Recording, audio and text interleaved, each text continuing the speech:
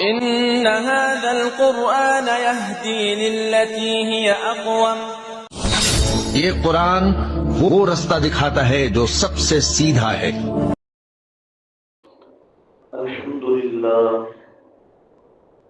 الحمدللہ وحدہ والصلاة والسلام على من لا نبي بعده أما بعد فأعوذ بالله من الشيطان الرجيم بسم الله الرحمن الرحيم قل يا عبادي الذين آمنوا اتقوا ربكم للذين أحسنوا في هذه الدنيا حسنة وأرض الله واسعة إنما يوفى الصابرون أجرهم بغير حساب صدق الله العظيم اللهم صل على محمد النبي الأمي وعلى آله وسلم تسلیما کثیرا کثیرا۔ آیت نمبر 10، پارہ نمبر 23، سورت کا نام ہے الزمر، اور رکوع نمبر ہے 2۔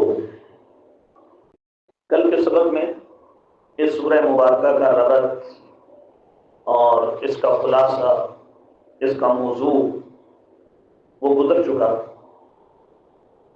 مثلا کہا گیا تھا کل کے سبق میں کہ بات تو وہ ہے جو دلائل سے ماقبل صورتوں میں ثابت ہو چکی ہے۔ اب اتنی بات سن لو کہ جو مانیں گے وہ جنت میں جائیں گے اور جو نہیں مانیں گے وہ جہنم میں جائیں گے، زمر گروہ بن جائیں گے۔ اور موضوع کل کے سبق میں پڑھ لیا کہ اخلاص فی العبادت ہے، اپنی عبادت میں اخلاص پیدا کرو۔ پہلے رکوع کا خلاصہ بھی یہی تھا، دعوت الی الاخلاص فی العبادت، نعمتوں کے ذریعے اللہ کی بہت سی نعمتیں گنوا کر کہا گیا تھا کہ تمہیں چاہیے کہ تم اپنی عبادت میں اخلاص پیدا کرو۔ بڑی عجیب بات ہے کہ جب مشکل آتی ہے تو اس اللہ کریم کی طرف چلے جاتے ہو، اور جب عام حالات ہوتے ہیں تو پھر اس اللہ کریم کے لیے اخلاص فی العبادت نہیں کرتے ہو۔ آج کے سبق سے دیکھیے خلاصہ رکوع نمبر 2، الدعوۃ الی الاخلاص فی العبادت بالتذکیر بما بعد الموت۔ موت کے بعد والے جو حالات ہیں ان کو ذکر کر کے انسان کو عبادت میں اخلاص کی دعوت دی جا رہی ہے، اور کہا جائے گا اس رکوع میں کہ اگر ہجرت کی بھی ضرورت ہو تو راہ خدا میں ہجرت کر جاؤ۔ آپ صلی اللہ علیہ وسلم کو بھی اس رکوع میں اخلاص فی عبادت کا حکم دیا گیا ہے سمجھانے کے لیے، اور کہی گئی یہ بات کہ اگر آپ سے بھی خلاف ورزی ہو گئی اخلاص فی عبادت والے حکم میں تو آپ کو بھی کیا ملے گی؟ سزا ملے گی۔ دیکھو اخلاص فی عبادت اگر اتنی اہمیت کی چیز ہے کہ ہم اپنے نبی کو کہہ رہے ہیں کہ آپ نے بھی اس کی خلاف ورزی نہیں کرنی، تو تمہیں تو پھر بدی کے اولا اخلاص فی عبادت کرنا چاہیے۔ بہرحال اخلاص فی عبادت نہ کرنے والوں کے لیے سزا ہوگی، اور کرنے والوں کے لیے اچھی جزا کا بیان ہوگا، اور کہا جائے گا مبارک ہیں وہ لوگ جو قرآن کو بڑی توجہ سے سنتے ہیں اور پھر اس کتاب کا کیا کرتے ہیں؟ اتباع کرتے ہیں، کیونکہ قرآن کو توجہ سے سننا اور پھر اس کا اتباع کرنا یہی در حقیقت انسان میں اخلاص فی عبادت پیدا کرتا ہے۔ اب دیکھیے سورہ زمر رکوع نمبر 2، پارہ نمبر 23، قل یا عباد الذین آمنوا اتقوا ربکم للذین احسنوا فی هذه الدنیا حسنہ۔ آگے کہا وارض اللہ واسعہ، اگر ہجرت بھی کرنی پڑ جائے تو اللہ کی زمین بڑی کشادہ ہے، لیکن تم نے پہلا اپنے اندر اخلاص کرنا ہے۔ ہجرت کی نوبت آئے تو ہجرت بھی کر جاؤ۔ اب نیچے دیکھیے 11 نمبر میں قل انی امرت ان اعبد اللہ مخلصا لہ الدین، مجھے تو خود حکم دیا گیا کہ میں عبادت میں کیا کروں؟ اخلاص پیدا کروں۔ آگے دیکھیے آیت نمبر 13 میں قل انی اخاف ان عصیت ربی عذاب یوم عظیم، میں محمد صلی اللہ علیہ وسلم کو خوف ہے کہ اگر میں نافرمانی کروں اور اخلاص فی عبادت نہ ہو تو میں تو بڑے دن کے عذاب سے کیا کرتا ہوں؟ ڈرتا ہوں۔ یاد جب حضور اخلاص فی العبادت کے پابند ہیں تو پھر تم بھی اخلاص فی العبادت پیدا کرو۔ پھر اس کے بعد دیکھیے، میں نے کہا تھا کہ مبارکباد ہیں وہ لوگ جو وحی کو سنتے ہیں اور پھر اس کا اتباع کرتے ہیں۔ فبشر عباد، مبارک کے مستحق ہیں، خوشخبری کے مستحق ہیں وہ بندے الذین یستمعون القول، جو اللہ کی بات کو توجہ کے ساتھ سنتے ہیں، فیتبعون احسنہ، اور پھر اس احسن کلام کا اتباع کرتے ہیں۔ اولئک الذین ھداھم اللہ، یہی دنیا میں ہدایت یافتہ ہیں، واولئک هم اولو الالباب، اور یہی کیا ہوں گے عقل مند لوگ۔ اب اس کے بعد دیکھیے اگلی آیت، لیکن الذین اتقوا ربهم لهم غرف من فوقها غرف مبنیہ، جو دعوت اخلاص دعوت قبول کر کے اخلاص پھر عبادت پیدا کر لیں گے، ان کے لیے اللہ نے یہ بہتر کیا رکھی ہے، جزا رکھی ہے۔ خلاصہ رقم نمبر 3، اخلاص پھر عبادت کی دعوت دیتے ہوئے سابقہ قوموں کے نمونے ذکر کیے ہیں۔ یہ نمونے ذرا اپنے اندر رکھو سامنے۔ ان لوگوں کو اخلاص فی العبادت حاصل نہیں تھا، ان کا انجام دیکھو۔ اگر ایسے برے انجام سے بچنا چاہتے ہو تو تم تو اپنی عبادت میں اخلاص پیدا کرو۔ تقابل بیان کیا جائے گا، ایک وہ لوگ ہیں جن کو شرع صدر حاصل ہے، اور ایک وہ ہیں جن کو شرع صدر حاصل ہی نہیں۔ کہا جائے گا پہلے لوگ جتلا چکے ہیں، ان کا نمونہ دیکھ لو۔ ہم نے اس کتاب کو عربی میں اتارا ہی اس لیے ہے تاکہ لوگ اس کتاب سے عبرت حاصل کریں۔ یہ جو اللہ نے اتنی زبردست قرآن میں مثالیں بیان کی ہیں، اس کی وجہ سے اللہ کی ذات قابل تعریف ہے۔ نہیں مانو گے تو مر کر آخر کار تمہیں اللہ کریم کی طرف پلٹ کر جانا ہے۔ اب دیکھیے پہلی آیت، اب من شرع اللہ صدرہ للاسلام اور وہ علی نور من ربہ، ایک وہ انسان ہے جس کا سینہ اللہ نے دین اسلام کے لیے کیا کر دیا، کھول دیا، اور وہ اپنے رب کی طرف سے نور پر ہے۔ فویل للقاسیۃ قلوبہم من ذکر اللہ، اور دوسری طرف وہ لوگ ہیں جن کے دل اللہ کے ذکر سے متاثر ہوتے ہی نہیں ہیں۔ اولئک فی ضلال مبین، وہ گمراہی میں کیا ہے، مبتلا ہے۔ تو یہ دونوں لوگ جو ہیں یہ برابر نہیں ہو سکتے۔ اب ہمیں یتقی بوجہہ سوء العذاب، بہرحال آگے دیکھیے 27 میں، وَلَقَدْ ضَرَبْنَا لِلنَّاسِ فِي هَذَا الْقُرْآنِ مِنْ كُلِّ مَثَلٍ، اللہ ہر طرح کی کیا کرتے ہیں، مثالیں بیان کرتے ہیں، لَعَلَّهُمْ يَتَذَكَّرُونَ، شاید کہ لوگ کیا پکڑیں، نصیحت پکڑیں۔ اور آخر میں دیکھیے آیت نمبر 29 میں، ضرب اللہ مثلا رجلا فیہ شرکاء متشاکسون ورجلا سلما لرجل هل یستویان مثلا، جیسے یہ دو غلام برابر نہیں، ایسے بھائی اندھے اور بینا جیسے برابر نہیں، ایسے وحی کو سننے والے، اس کا اتباع کرنے والے، اور شرع صدر والے، اور دوسرے وہ جن کا شرع صدر ہوا ہی نہیں، یہ بھی کبھی آپس میں برابر نہیں ہو سکتے۔ آیت نمبر 25 دیکھیے، کذب الذین من قبلہم فأتاہم العذاب من حیث لا یشعرون، تم پہلے نہیں ہو جھٹلانے والے، تم سے پہلے بھی لوگ جھٹلانے والے گزرے ہیں، ان کا نمونہ دیکھ لو، اس سے کیا کر لو، عبرت پکڑ لو۔ آخر میں دیکھیے آیت نمبر 30، انک میت وانہم میتون، حضرت اگر آپ نے دنیا سے جانا ہے تو انہوں نے بھی تو کیا ہونا ہے، جانا ہے۔ ثم انکم یوم القیامۃ عند ربکم تختصمون، پھر بے شک تم قیامت کے دن اپنے رب کے ہاں آپس میں آ کر کیا کرو گے، جھگڑا کرو گے۔ تو تمہیں چاہیے کہ تذکیر بما بعد الموت، یہ جو موت کے بعد آنے والے احوال تمہارے سامنے رکھے ہیں، سابقہ قوموں کے حالات تمہارے سامنے رکھے ہیں، تم ان سے عبرت پکڑو اور اخلاص فی العبادت پیدا کرو۔ خلاصہ نمبر 4، اخلاص فی العبادت والوں کے لیے اللہ کریم نے اپنی حمایت کا وعدہ کیا ہے۔ جو لوگ اخلاص فی العبادت کرتے ہیں، یہ سورہ زمر کا دعویٰ ہے، اور یہی مقصود ہے اس کا کہ دعوت قرآن قبول کرو اور اخلاص فی العبادت پیدا کرو۔ جو لوگ اخلاص فی العبادت کر لیتے ہیں انہیں اللہ کی حمایت حاصل ہوتی ہے۔ سچی تعلیم کی تکذیب کرنے والے سے بڑھ کر اس کائنات میں اور کون ظالم ہو سکتا ہے؟ ظالم ہے وہ انسان جو اللہ کی سچی تعلیم کی کیا کرتا ہے، تکذیب کرتا ہے۔ اس وقت ہم جو مسلمان ہیں، بڑی معذرت کے ساتھ زبان کے ساتھ نہ صحیح لیکن اپنے عمل کے ساتھ معاذ اللہ ہم بھی اللہ کی سچی تعلیم کی کیا کر رہے ہیں؟ تکذیب کر رہے ہیں۔ اگر ہم اسے آئیڈیل تعلیم سمجھتے ہوتے اور اسے اپنی کامیابی کا ہر میدان میں ضامن سمجھتے ہوتے تو خدا کی قسم قرآن کا آج یہ حال نہ ہوتا جو آج ہم مسلمان کر رہے ہیں۔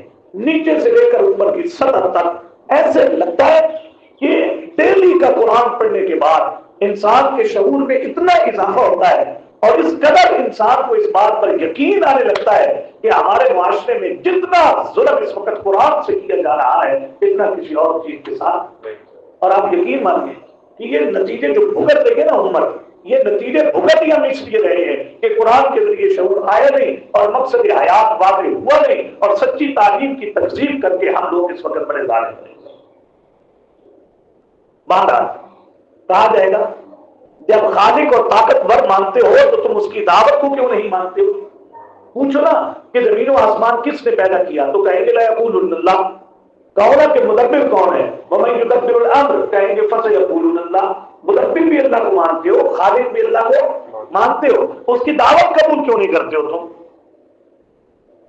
بہرحال اپنے طریقے پر عمل کرتے رہو، پتہ چل جائے گا اس قرآن سے ہدایت پانے والوں کو نفع ہوگا اور دوسرے لوگوں کو اس سے کیا ہوگا؟ نقصان۔ اب جو ہمیں نقصان ہو رہا ہے یہ قرآن کا رکوع کہہ رہا ہے کہ نہیں کہہ رہا؟ فائدہ نفع پائیں گے جو اس قرآن کو قابل عمل سمجھیں گے، اور جو نہیں سمجھیں گے وہ آپ نہیں کیا پائیں گے؟ نقصان پا رہے ہیں۔ اب پہلی آیت دیکھیے، فمن اظلم ممن کذب علی اللہ وکذب بالصدق جاء، اس سے بڑا ظالم کون ہے جو اللہ پر جھوٹ بولے اور اللہ کی سچی تعلیم جب تو آ چکی اسے وہ جھٹلاتا ہے۔ اب آگے لفظ دیکھیے، الیس فی جہنم مثوی للکافرین، ایسے کافروں کا ٹھکانہ تو کیا ہے؟ جہنم۔ والذی جاء بالصدق وصدق به، اور جو سچی بات لایا اور جس نے اس سچی بات کی تصدیق کی، اولئک هم المتقون، یہ کیا ہے؟ یہی متقی لوگ ہیں۔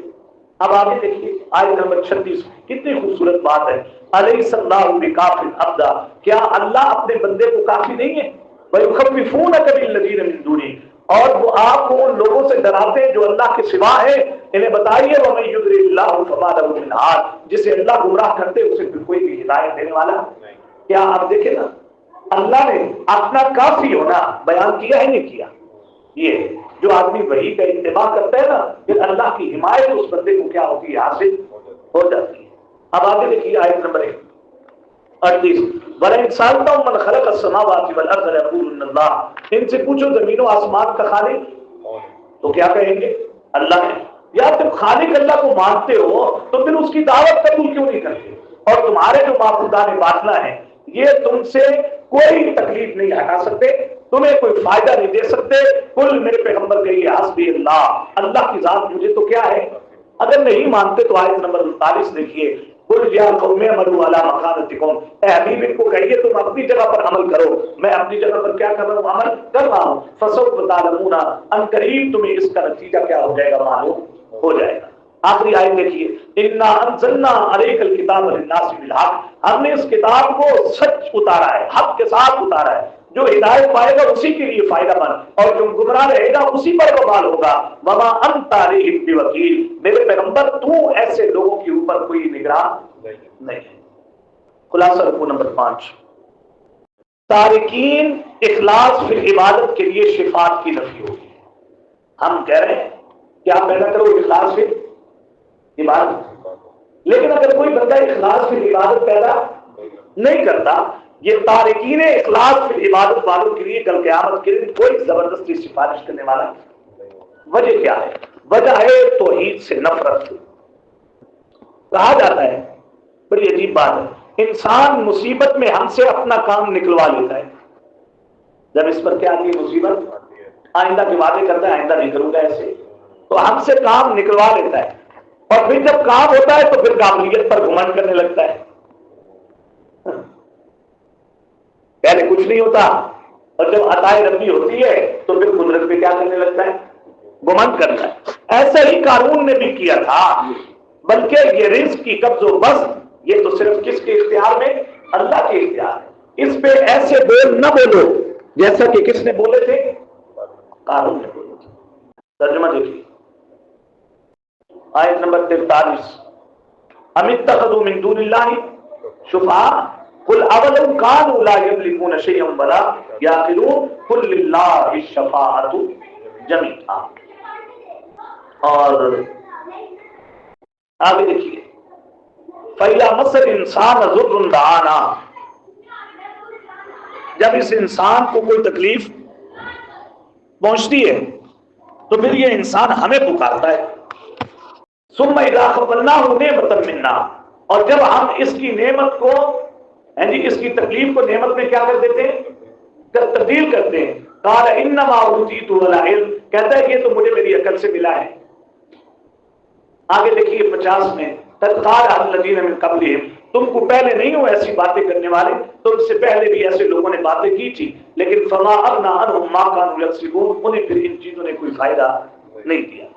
آخر میں دیکھیے اولم يعلموا ان الله يبسط الرزق لمن يشاء ويقدر، رزق کی عطا کے اوپر ایسے بول نہیں بندے کو بولنے چاہیے جو قانون والے بول ہوں، بلکہ انسان کو آج ہی اختیار کرنی چاہیے، اس لیے کہ یہ قبض و بسط تو ہے کس کے اختیار میں، جسے چاہتا ہے دیتا ہے، جس کے لیے چاہتا ہے تنگ کر دیتا ہے.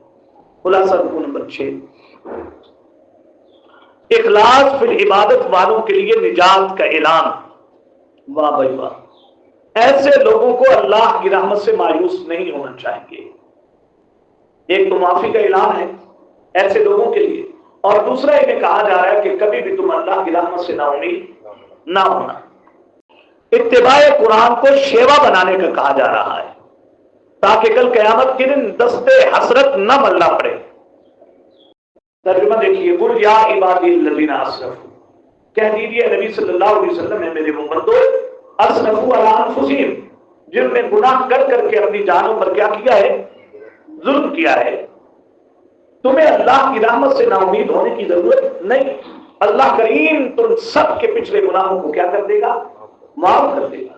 لیکن بات صرف اتنی ہے، آیت نمبر 55 وَاتَّبِعُوا أَحْسَنَ مَا أُنزِلَ إِلَيْكُم مِّن رَّبِّكُم، شیوا بنا لو اتباع قرآن کا، اتباع کرو اس خوبصورت کلام کا جو تمہارے رب کی طرف سے تم پر اتارا ہے، اور یہ اتباع تو عذاب کے آنے سے پہلے پہلے کر لو، وگرنہ تم کہو گے ہائے افسوس علی ما فرطت فی جنب اللہ، جو میں نے اللہ کے حق میں کوتاہی کی، میں دنیا میں ہنسی کیا کرتا تھا. اور تقولا، یا پھر تو کہے گا لو ان اللہ ہدانی لکنت من المتقین، ہائے کاش اللہ مجھے ہدایت دیتا تو میں بھی کیا ہوتا؟ متقی. اور تقولا حین تری العذاب، یا پھر ایسا نہ ہو کہ تو یہ بولے لو اننی کرۃ فاکون من المحسنین، ہائے کاش مجھے ایک بات دنیا میں لٹا دیا جائے تو میں بھی کن میں سے ہو جاؤں؟ محسنین میں سے. نہیں، تیرے پاس اب یہ دیکھیے قرآن، تیرے پاس میری آیتیں آئیں فقط تب تبیہا، اور تم نے میری آیتوں کو جھٹلایا، واستکبرت، تو نے تکبر کیا، وکنت من الکافرین، اور تو ہو گیا کن میں سے؟ کافروں میں سے. تو یہ دست حسرت ملنا نہ پڑے کل قیامت کے، جہنم کے ٹھکانے میں نہ جانا پڑے تمہیں. اس سے بہتر ہے کہ تم ابھی شیوا قرآن بنا دو اور قرآن کی بات قبول کر کے اخلاص فی عبادت کرو، کیونکہ اخلاص فی عبادت والے لوگ کل قیامت کے دن کیا پائیں گے؟ نجات پائیں گے. خلاصہ رکوع نمبر 7، ترک اخلاص فی عبادت والوں کے لیے سزا. جو لوگ عبادت میں اخلاص کو کیا کر دیتے ہیں؟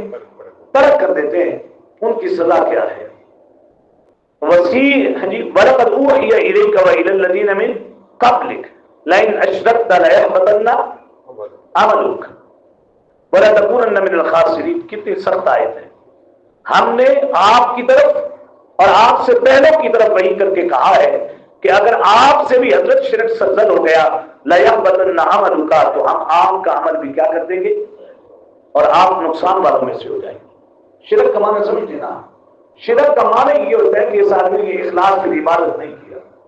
اخلاص کی عبادت کا معنی صرف خشوع خضوع نہیں ہے. اخلاص کی عبادت کا معنی یہ ہوتا ہے کہ عبادت میں اللہ کے ساتھ انسان کسی اور کو شریک نہ کرے. اب اخلاص کی عبادت کی سزا کتنی سخت ہے.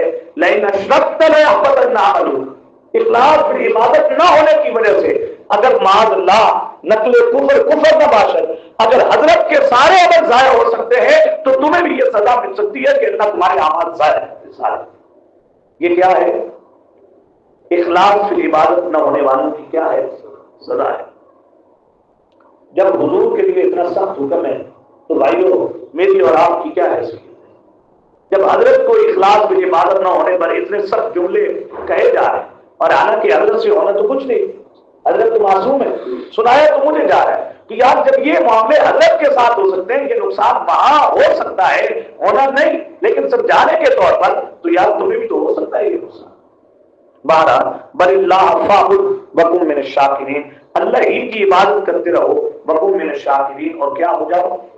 شکر گزار میں سے۔ لیکن آگے جملہ سنے نا کتنا عجیب ہے، وما قدر اللہ حق قدر، اس انسان نے اخلاص فی عبادت نہ کر کے اس نے اللہ کی وہ قدر کی ہی نہیں جو قدر کرنے کا کیا تھا؟ حق تھا۔ آپ یقین مانیں، معاملات چیک کر لیں، آپ اعتقاد آپ چیک کر لیں، کفر پر بھروسہ کر لیں، اللہ کے قانون کے ساتھ۔ ابھی یہ جو آگے عوامی میں سب آ رہی ہے نا، آپ سنیں گے، ہر رکوع میں سنیں گے، حضرت لاہوری نے بڑا زبردست اس کا وہ بیان کیا، اور انہوں نے ہر رکوع میں عنوان یہ باندھا ہے دعوت الکتاب، دعوت الکتاب، دعوت القرآن، کیونکہ قرآن کے بغیر بندے کی عبادت میں اخلاص پیدا ہو ہی نہیں سکتا۔ تو فاعبد، اللہ ہی کی عبادت کرتے رہو اور شاکرین میں ہو جاؤ۔ بہرحال یہ آگے دیکھیے خلاصہ رکوع نمبر 8، مخلصین اور تارکین اخلاص کے نتائج اخروی، ایک کے لیے دعوت الی الجنت اور دوسرے کے لیے دعوت الی النار ہے۔ اب دیکھیے وسیق الذین کفروا الی جہنم زمرا، کافروں کی ایک جماعت، ایک گروہ، وہ کہاں پہ لے جایا جائے گا؟ جہنم کی طرف، یہاں تک کہ جب وہ اس کے پاس آئیں گے اور اس کے دروازے کھلے جائیں گے تو اس کے دروازے بول کر کہیں گے الم یاتکم رسل منکم، کیا تمہارے پاس رسول نہیں آئے تھے؟ یتلون علیکم آیات ربکم، جو تم پر تمہارے رب کی آیات پڑھتے، اللہ اکبر، اور تمہیں اس دن سے ڈراتے۔ کہے گے کیوں نہیں اے رب ہمارے، ہاں لیکن عذاب کا حکم جو آپ کے علم ازلی میں تھا وہ منکروں پر ثابت ہوا۔ بہرحال انہیں کہا جائے گا ادخلوا ابواب جہنم خالدین فیہا، ترک اخلاص فی عبادت کی وجہ سے آج کہاں داخل ہو جاؤ؟ جہنم میں۔ اور آگے دیکھیے وسیق الذین اتقوا ربہم، جنہوں نے مخلصین جو ہوئے اخلاص فی عبادت کیا انہوں نے، ان کے لیے اس گروہ کو کہا جائے گا، یہ آگے سورہ زمر کو زمر کہنے کی وجہ، حتی اذا جاؤوا فتحت ابوابها، وہ آئیں گے وہ فتحت ابوابها، اور جنت کے دروازے کھول دیے جائیں گے اور اس کے دروازے وہاں کہہ رہے ہوں گے سلام علیکم طبتم، تم پر سلامتی ہو، مبارکبادی ہو تمہارے لیے، فادخلوها خالدین، جاؤ اب تم اس میں کیا ہو جاؤ؟ داخل ہو جاؤ۔ اب نتائج اخروی دیکھ لو، یہ وہاں پر کہہ رہے ہوں گے الحمدللہ الذی صدقنا وعدہ، تمام تعریف اس اللہ ہی کے لیے ہے جس نے اپنے وعدے کو کیا کیا؟ سچا، وَأَوْرَثَنَا الْأَرْضَ نَتَبَوَّأُ مِنَ الْجَنَّةِ حَيْثُ نَشَاءُ، اور ہمیں وارث بنا دیا زمین کا، ہم جہاں چاہیں ہم ٹھہرے، کتنا ہی اچھا صلہ ہے عمل کرنے والوں کا۔ اللہ مجھے بھی آپ کو بھی سورہ زمر کا جو خلاصہ تھا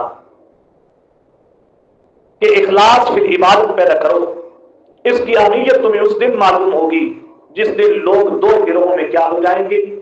اور اخلاص فی عبادت کی اہمیت اتنی زیادہ ہے کہ ہم نے اس کا مطالبہ اپنے حبیب سے کیا ہے اور انہیں بھی کہا ہے، اور حضور کہا کرتے تھے انی اخاف ان عصیت ربی عذاب یوم عظیم، اخلاص فی عبادت کے ترک پر مجھے بھی ڈر ہے کہ کہیں بڑے دن کے عذاب کا مجھے بھی سامنا کرنا نہ پڑ جائے۔ اللہ مجھے بھی آپ کو بھی اخلاص فی عبادت اپنے فضل سے نصیب فرما دے۔ سورہ المومن، اس میں رجل مومن کا تذکرہ ہے، اس وجہ سے سورہ مبارکہ کو کہا جاتا ہے مومن، غافل بھی کہا جاتا ہے۔ بہرحال ربط یہ ہے، سورہ زمر سے پہلی صورتوں میں کہا گیا تھا کہ عقلی نقلی وحی اور ہر قسم کے دلائل سے ہم نے تمہارے سامنے حق تو کیا کر دیا ہے؟ بیان کر دیا ہے۔ اب کہا گیا تھا سورہ زمر میں مانو گے تو اعلی جنت میں جاؤ گے اور اگر نہیں تو پھر جہنم میں جاؤ گے۔ اب اس میں کہا جا رہا ہے کہ یہ جو زمر میں تم دو گروہ سن آئے ہو کہ ایک اہل نار اور دوسرا کیا اہل جنت، یہ بنتے کیوں ہیں دو گروہ؟ تو اب کہا رجل مومن کی زبانی اب وہ مسئلہ بیان کیا جا رہا ہے جس کو مان کر لوگ جنتی زمرے میں آتے ہیں اور نہ مان کر لوگ جو ہے وہ جہنمی زمرے میں آتے ہیں۔ بات سمجھے؟ زمر میں کہا تھا کہ لوگ قیامت کے دن کتنے حصوں میں بٹیں گے؟ ایک اہل جنت اور دوسرے اہل دوزخ۔ اور سورہ مومن میں کہا جا رہا ہے یہ گروہ بنتے کیوں ہیں؟ ہاں، یہ رجل مومن کی تقریر سے تمہیں واضح ہوگا کہ جو بات رجل مومن نے کہی ہے، جو نظریہ بیان کیا ہے، اس کو اختیار کرنے سے انسان اہل جنت میں جاتا ہے، اس زمر میں شامل ہوتا ہے جی، اور اگر نہ مانے تو انسان پھر اہل دوزخ میں چلا جاتا ہے۔ یہ اس کا ربط ہے۔ دوسرا ربط، پہلے اخلاص فی العبادت کا تذکرہ تھا کہ عبادت میں کیا پیدا کرو، کوئی بھی کسی قسم کی عبادت ہے وہ خالص اللہ کے لیے کرو۔ اب کہا جا رہا ہے اب مغز عبادت کا تذکرہ ہے اس صورت میں، اور مغز عبادت جو ہے وہ دعا ہے، پکار ہے۔ حضور صلی اللہ علیہ وسلم نے فرمایا الدعاء مخ العبادہ، یہ جو دعا کرنا ہے یہ عبادت کا کیا ہے، مغز ہے۔ تو سورہ زمر میں تھا اخلاص فی العبادت کرو، اب یہاں ہے اخلاص فی الدعا۔ ان الذین یستکبرون عن عبادتی سیدخلون جہنم داخرین، جو لوگ مجھے دعا کرنے میں، مجھ سے دعا کرنے میں تکبر کا معاملہ کرتے ہیں، ہم ایسے لوگوں کو ذلیل کر کے کل قیامت کے جہنم میں کیا کریں گے، ڈالیں گے۔ خلاصہ، اپنی حاجات مشکلات میں دور و قریب سے پکارو تو صرف اللہ کی ذات کو پکارو۔ دلائل عقلیہ نقلیہ وحی سے اس کا بیان ہوگا، حضور صلی اللہ علیہ وسلم کی رسالت کا اس بات ہوگا، حضور صلی اللہ علیہ وسلم کے لیے تسلی ہوگی، اس بات قیامت ہوگا، نفی صفات قہریہ کا بیان ہوگا، اسباب گمراہی کا بیان ہوگا، قصہ موسیٰ و رجل مومن یہ بیان کیا جائے گا، اور تخویفات ہوں گی۔ اب بڑی توجہ سے ایک بات سنیں جو حضرت لاہوری نے رحمہ اللہ نے اپنے مشائخ سے اس کا موضوع بیان کیا ہے، بڑی توجہ کے ساتھ۔ سورت صرف یہ نہیں، حوامیم سبعیہ، جو حوامیم سبع ہیں، 7 صورتیں ایسی ہیں قرآن میں جن کے سورت کے آغاز میں کیا آتا ہے، حامیم۔ وہ کہتے ہیں جتنی بھی حوامیم سبع ہیں یہ ساری کی ساری کیا ہے، مکی صورتیں ہیں، بدلی نہیں ہے۔ اب یہ کیا ہے، سورۃ المومن مکی، حامیم السجدہ مکی، یہ مکی۔ ان سب میں دعوت الی القرآن ہے، جتنی صورتیں ہیں ان سب میں دعوت الی القرآن ہے، لیکن ہر ایک کا عنوان الگ الگ ہے۔ مثلا مومن کا عنوان، سورہ مومن کا موضوع مخالفین قرآن کے لیے انذار ہے، ڈراوا ہے۔ جو آدمی قرآن کی مخالفت کر رہا ہے، اے حبیب آپ اس کو کیا کریں، ڈرائیں۔ تو عوامی میں سب جو ہے یہ سب میں کیا ہے، دعوت القرآن ہے، نام ہے، لیکن عنوان ہر ایک کا کیا ہے، مختلف ہے۔ یہاں عنوان یہ ہے کہ جو مخالفین قرآن ہیں آپ ان کو انذار کریں، آپ ان کو ڈرائیں۔ خلاصہ رکھو نمبر 1، مخالفین قرآن کے لیے انذار، یہ تذکیر بایام اللہ کے ضمن میں ہے۔ یہ جو پہلے لوگ گزرے ہیں نا، ان کے نمونے عبرت کے طور پر ذکر کیے جا رہے ہیں کہ ان نمونوں کو دیکھو، ان سے عبرت پکڑو اور دعوت الی القرآن کو قبول کرو، کیونکہ دعوت الی القرآن کی قبولی ہی تمہیں سورت کے دعوے پر لائے گی، اور سورت کا دعوت یہ ہے جیسے اخلاص فی عبادت درکار ہے، ایسے اخلاص فی دعا بھی تم سے کیا ہے، درکار ہے۔ بس یہ کتاب عزیز کی جانب سے ہے، یہ ذرا سنیے، یہ کتاب کس کی جانب سے ہے، تنزیل الکتاب من اللہ عزیز۔ معنی کیا ہے، جو مخالفت کرے گا منہ کی کھائے گا۔ کیوں کہا کہ یہ کتاب عزیز کی جانب سے ہے؟ جو دعوت الی القرآن قبول نہیں کرے گا، مخالفت کرے گا، منہ کی کھائے گا، کھا رہے ہیں سارے۔ پر نہیں، کب ہونی ہے معاشی ترقی اور کب ہونا ہے اور یہ اور کب ہونا ہے وہ، دن بدن برتری اور بدتری کی طرف اب کیا جا رہا ہے، جا رہے ہیں۔ اس لیے کہ یہ کتاب عزیز کی جانب سے، جو اس کے احکامات کی مخالفت کرے گا منہ کی کھائے گا، اور کھا رہے ہیں۔ اور یہ انفرادی زندگی میں بھی ہو رہا ہے، یہ نہیں ہے کہ اس کا تعلق صرف ادھر ہی ہے، اس کا تعلق ہماری اپنی زندگی کے ساتھ ہے۔ استغفر اللہ، اللہ ہم سب کو معاف فرما۔ اس کے بعد کہا گیا علیم کی جانب سے ہے، مانا کیا، وہ حالات سے پورا واقف ہے، وہ حالات سے کیا ہے؟ تو گل سمجھ یہ نہ کہنا یہ 1400-1500 سال پہلے کی باتیں ہیں، آج کے دور میں پریکٹیکلی ممکن نہیں ہے. تم نہیں، یہ علیم کی اتاری ہوئی کتاب ہے. اس میں اگر ہر دور میں تمہیں اس پر عمل کا حکم دیا تو وہ جانتا ہے ہر دور کی تمہاری ضرورت اللہ کی کتاب سے پوری ہوگی. وہ علیم ہے.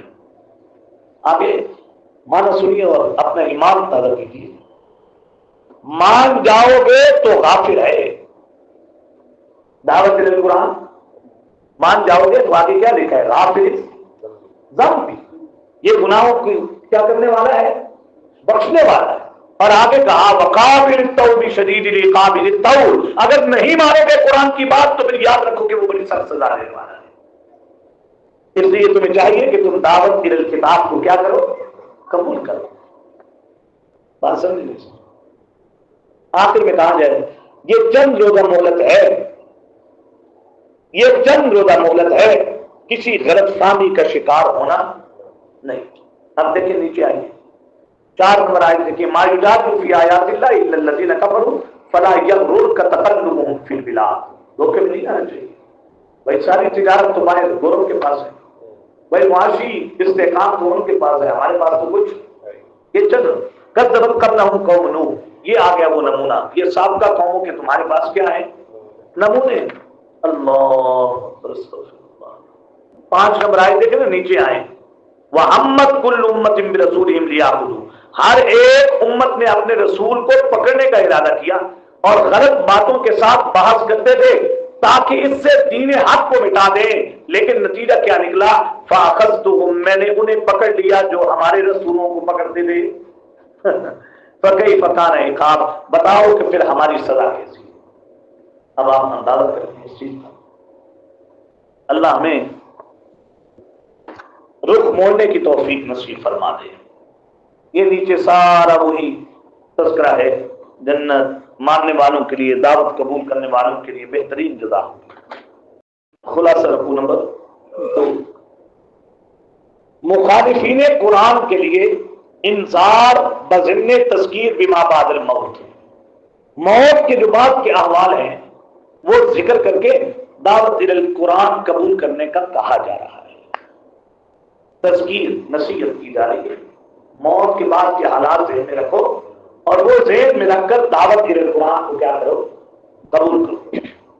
دنیا میں قرآن کی اطلاع سے نہیں مانے، عجیب بات ہے.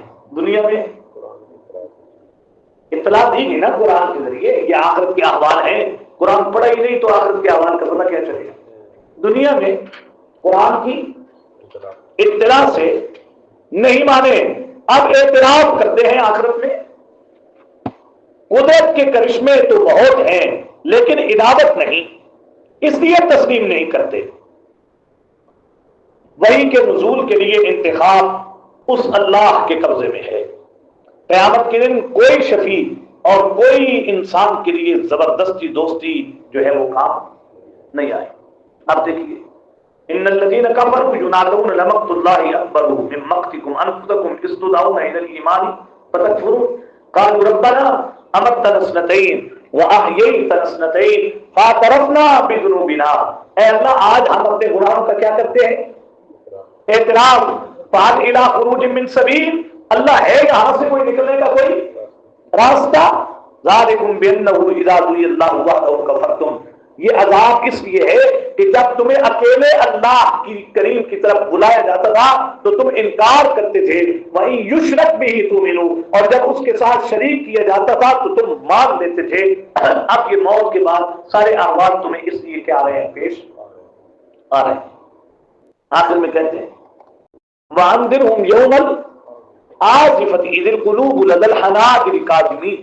انہیں قریب آنے والی مصیبت کے دن سے ڈرائیے جبکہ غم کے مارے کلیجے منہ کو آ رہے ہوں گے. ما للظالمین من حمیم ولا شفیع یطاع. وہاں ظالموں کا کوئی حمایتی نہیں ہوگا، نہ کوئی سفارشی ہوگا اور نہ کسی کی کوئی بات کیا کی جائے گی، مانی جائے. اس لیے اب یہ سارے قیامت کے دن آنے والے جو احوال ہیں یہ تمہیں ہم اس لیے سنا. آیت نمبر 16 دیکھو. یوم بارزون لا یخفی علی اللہ منہ شیء. جس دن سب نکل کھڑے ہوں گے، اللہ پر ان کی کوئی بات چھپی نہ رہے گی. اس دن اللہ پوچھیں گے لمن الملک اليوم، آج بتاؤ کس کی حکومت ہے؟ تو للہ الواحد القہار، اللہ ہی کی جو بڑا غالب اور زور والا ہے. یہ سارے اعلانات آخرت میں ہونے ہیں. ان آخرت کے اعمال کو ذکر کر کے تم سب کو دعوت الی القرآن دی جا رہی ہے. تمہیں چاہیے کہ تم دعوت الی القرآن کو قبول کرو. خلاصہ رکوع نمبر 3، مخالفین قرآن کے لیے انذار ہے. پہلے لوگوں کے قصے ذکر کر کے عبرت کے کہا جا رہا ہے سیر کرو اور احکام الہی کے انکار کرنے والوں کا انجام دیکھو. تو اب ہم تمہیں دعوت الی القرآن آپ قبول نہیں کرو گے نا، تو ذرا اپنے سامنے چل پھر کے نمونے دیکھ لو تو جنہوں نے اللہ کی کتاب کی دعوت کو قبول نہیں کیا.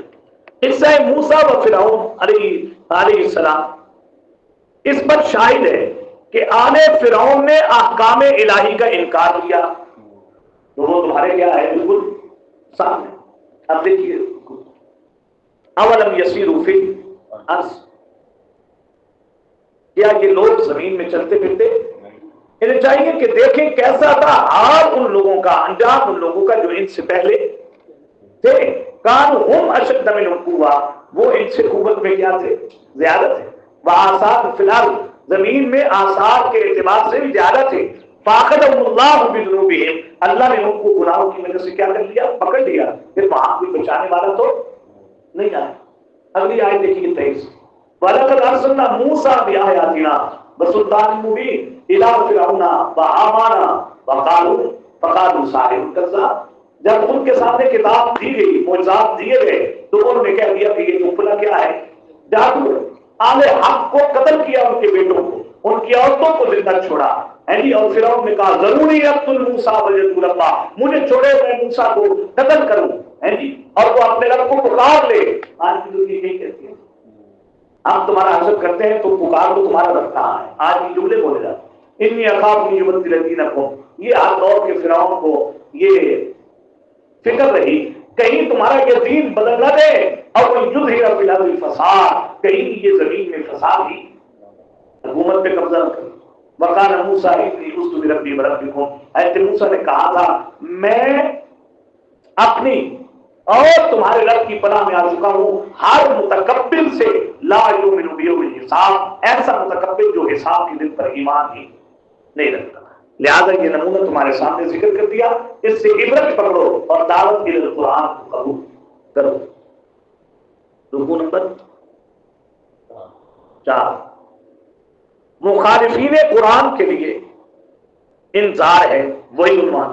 اور تذکیر بایام اللہ، یعنی سابقہ لوگوں کے واقعات ذکر کر کے بطور عبرت اور نصیحت کے کہا جا رہا ہے کہ تم دعوت الی الکتاب کو قبول کرو. اور ساتھ ہی جو مابعد الموت آنے والے حالات ہیں ان کا بھی تذکرہ ہوگا. رجل مومن، میں نے کہا تھا اس سورت کا نام کیا ہے؟ یہ وہ رجل مومن ہے. رجل مومن قوم کو احکام الہی کے انکار سے روک رہا تھا اور قتل موسیٰ سے روک رہا تھا. حالانکہ حضرت موسیٰ علیہ السلام سے پہلے حضرت یوسف بھی آئے، تم نے ان پر بھی یقین نہیں کیا.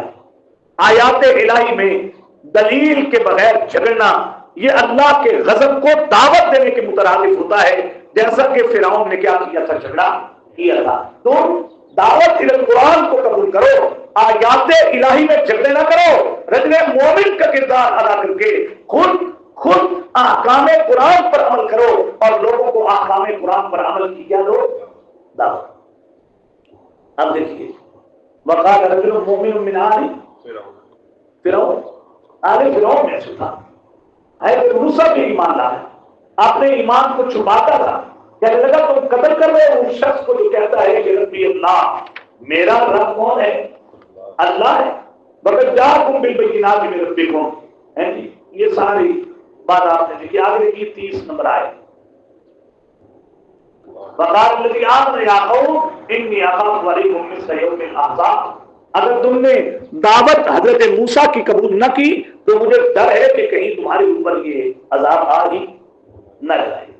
اور آگے دیکھیے یہ نیچے تذکیر بایام اللہ میں نے بتایا ہے کہ پہلے لوگوں کی عبرت کے واقعات سنو، مثل دعوی قوم نوح وعاد وثمود والذین من بعدهم واللہ یرید ظلما للعباد، اللہ نے اپنے بندوں میں سے کسی کے اوپر کوئی ظلم نہیں کیا۔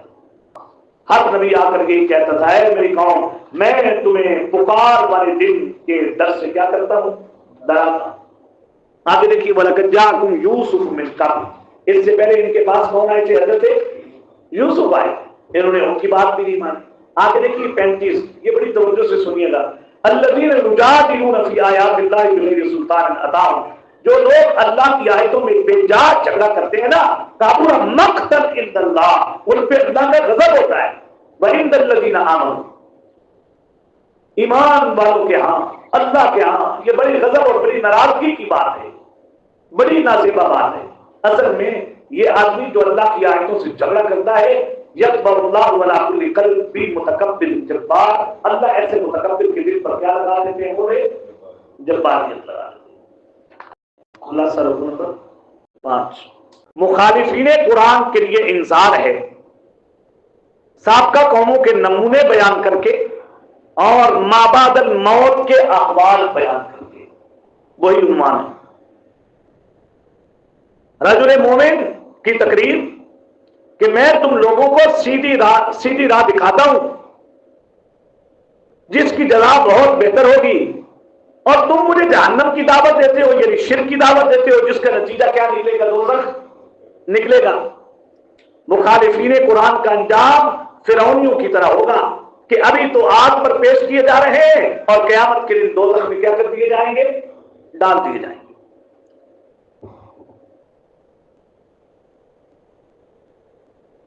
وہاں مخالفین قرآن استغفر اللہ فرعونیوں کی طرح تخفیف کی استدعا کریں گے، لیکن وہاں کسی کی استدعا جو ہے وہ قبول کی نہیں جائے۔ یہ دیکھیے وقال الذی آمن، اور کہا اس شخص نے کہ جو کیا لایا تھا؟ ایمان، یا قوم اتبعونی اہدکم سبیل الرشاد، اے میری قوم کے لوگوں میں تمہیں کامیابی کی راہ کی دعوت دیتا ہوں۔ ہے جی، یہ دنیا کی زندگی دھوکے کے سوا اور کچھ نہیں، آخرت کا راہ کی جگہ، جس نے برے عمل کیے اس کی جزا ہوگی، جو نیک عمل کرے گا مرد و عورت مومن جنت میں وہاں بے حساب رزق لیے جائیں۔ وَيَا قَوْمِ مَا لِي يَدْعُوكُمْ إِلَى النَّجَاةِ، اے میری قوم کے لوگوں میں تمہیں نجات کی طرف بلاتا ہوں، تم مجھے جہنم کی طرف بلاتے ہو۔ یہ کہ میں رب کے ساتھ شریک کروں، جس کے شریک کرنے کی کوئی دلیل میرے پاس موجود نہیں۔ بہرحال آج بھی بالکل یہی حال ہے، آج بھی اہل قرآن بیچارے جو تھوڑے بہت لوگ ہیں، ہم نہیں، ہم کیا، ہم تو اللہ خیر کرتے، بس اللہ محفوظ فرما دے۔ اہل قرآن اور وہ لوگ ہوتے جن کے عمل سے بھی قرآن ٹپک رہا ہوتا ہے، لیکن چلیں اس عمل میں مناسبت کی وجہ سے اللہ ہم پر بھی رحم کر دے۔ تو آج بھی جو صحیح قرآن کی دعوت دے رہے ہیں ان کی وہ بیچارے یہی رجل مومن کی طرح تقریر کر کے کہہ رہے ہیں یا قوم اتبعونی اہدکم سبیل الرشاد، اور آگے سے قوم کیا کہتی ہے؟ قوم اور چیزوں کی دعوت دیتی ہے۔ تو رجل مومن کی بات ہے کہ میں تمہیں نجات کی طرف بلاتا ہوں اور تم مجھے جہنم کی طرف کیا کرتے ہو؟ بلاتے ہو۔ آگے دیکھیے انجام کیا ہے۔ 46 النار یورزون، اگر دعوت کی قرآن قبول نہ کی تو پیش کیے جاتے ہیں یہ فرعونی صبح شام آنکھ پر، اور جس دن قیامت قائم ہوگی ادخلو، تو انہیں کہا جائے گا جاؤ داخل ہو جاؤ اے فرعونی واشد العذاب، اس سے بھی زیادہ کس میں؟ عذاب۔ اور آج اہل قرآن کی دعوت قبول کر کے تم قرآن پر ایمان نہیں لاتے، اس پر عمل نہیں کرتے، جن بڑوں کے پیچھے تم چلے ہو نا، تمہارا بھی ضعیفوں یہی حال ہوگا۔ تم کل ان بڑوں کو جا کر کہو گے انا کنا لکم تبعا، ہم تمہارے پیچھے چلا کرتے تھے، فهل انتم مغنون عنا نصیبا من النار، کیا ہم سے کچھ جہنم کی آگ تم ہٹا سکتے ہو؟ تو متکبرین بڑے لیڈران وہاں پر کہیں گے ہم اور تم یہیں پر رہیں گے، ہیں جی، اور پھر یہ دروغوں سے کہیں گے کہ ہم سے آج عذاب ہٹ سکتا ہے، تو وہ دروغے کہیں گے اولم تک تاتیکم رسلکم بالبینات، آئے تھے تمہارے پاس رسول واضح آیات لے کر، دلائل لے کر، قالوا بلا، اقرار بھی کریں گے، کہیں گے بس پکارو، وما دعاء الکافرین الا فی ضلال، آج کافروں کی دعا بے اثر ہے، اس کے اندر قبولیت کی کوئی چانس۔ خلاصہ نمبر، مخالفین قرآن کے لیے انذار ہے، ڈراوا ہے، ما بعد الموت کے احوال بیان کر کے۔ اے اہل قرآن، اللہ کریم تمہاری مدد کریں گے دنیا میں اور آخرت میں بھی۔ اس پر دلیل کتاب موسیٰ کہ وہ اپنے ماننے والوں کے لیے ہدایت تھی اور نصیحت تھی۔ تم بھی اگر مانو گے تمہارے لیے بھی ہدایت بنے گا اور قرآن نصیحت بنے گا، اور نبی اکرم صلی اللہ علیہ وسلم کے لیے تسلی ہے۔ متکبرین کو فائدہ نہیں ہوتا، اور یاد رکھ لینا متکبرین دعوت القرآن کے مقابلے میں اور مستفیدین دعوت القرآن سے ہونے والے یہ لوگ کبھی آپس میں برابر نہیں ہو سکتے۔ جو اس اللہ کی پکار نہیں کرتے وہ جہنم میں جائیں گے۔ اب دیکھیے، انا لننصر رسولنا والذین آمنوا فی الحیات الدنیا، جو دعوت القرآن قبول کریں گے، ہمارا شروع سے یہی طریقہ رہا ہے، ہم اپنے رسولوں اور ایمان والوں کی کیا کرتے ہیں؟ مدد کرتے ہیں۔ ہم ان کی مدد کریں۔ آج اگر مدد نہیں ہو رہی تو اس کا مطلب ہے کہ دعوت القرآن قبول ہی نہیں، اور ہے ہی نہیں، واللہ نہیں۔ جب تک قرآن نہیں پڑھا تھا نا، میں بھی مطمئن تھا، آپ بھی مطمئن تھے۔ اچھا، ہر دن قرآن کا پڑھنا ہمارے اس اطمینان کو کم کر رہا ہے کہ میں کس خوش فہمی کے اندر شکار تھا بھائی، اس کی تو کوئی حیثیت ہی نہیں۔ اور آپ اندازہ کریں اپنے ان بہن بھائیوں اور اپنے ان رشتے داروں اور اپنی ان برادری کے لوگوں کا جنہوں نے آج تک قرآن سے بیچاروں نے کبھی سنا ہی ہے کہ نہیں؟ اے ایمان والو، دعوت قرآن قبول کرو گے، ہم دنیا میں اپنے ماننے والوں کی کیا کرتے ہیں؟ مدد، اور آخرت میں بھی یوم لا ينفع الظالمین، اس دن بھی مدد کریں گے جس دن ظالموں کو معذرت کا اور لعنت ہوگی، ان کے لیے برا ٹھکانہ ہوگا۔ دیکھو، ہم نے حضرت موسیٰ کو ایسی کتاب دی تھی جو ہدایت تھی اور بنی اسرائیل کے لیے اور عقل والوں کے لیے نصیحت تھی۔ یا تم بھی دعوت القرآن قبول کرو تاکہ تمہارے لیے بھی یہ کیا بن جائے؟ نصیحت بن جائے۔ آگے دیکھیے تسلی، فاصبر ان وعد اللہ حق۔ اے حبیب، آپ کیا کریں؟ صبر کریں۔ کیا مطلب ہے جملے کا؟ دعوت القرآن قبول کرنے والوں کے لیے دنیا اور آخرت میں مدد کے وعدے ہیں کہ نہیں ہیں؟ لیکن مدد آنے میں اللہ کی حکمت کے تقاضے اگر ہو تو فاصبر، صبر کرو، ان وعد اللہ حق۔ یہ پکی بات ہے کہ اللہ اپنی کتاب کی دعوت قبول کرنے والوں کی دنیا میں بھی مدد کرے گا، آخرت میں بھی کرے گا۔ فسبح بحمد ربک، اپنے گناہوں پہ معافی مانگتے رہو۔ اہل قرآن اپنے رب کی صبح و شام تسبیح بیان کرتے رہو۔ آگے دیکھو نا ذرا آیت 56، ان الذین یجادلون فی آیات اللہ، جو دعوت القرآن قبول ہے۔ مجھے بتائیے نا یار، کتنی بار آپ نے اس صورت میں دعوت القرآن کا لفظ سنا ہے؟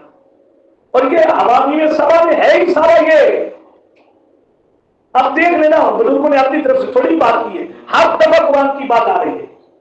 بے شک وہ لوگ جو ہماری آیتوں میں بغیر دلیل کے جھگڑا کرتے ہیں، اتاہم، جب ان کے پاس آ گئے، ان فی صدورہم الا کبر ما ہم ببالغیہ، ان کے سینوں میں کیا ہے جس کی وجہ سے یہ کتاب تک پہنچ ہی نہیں سکتے۔ فاستعذ باللہ، اس کتاب سے اگر فائدہ اٹھانا ہونا تو اللہ کی ذات سے کیا مانگو؟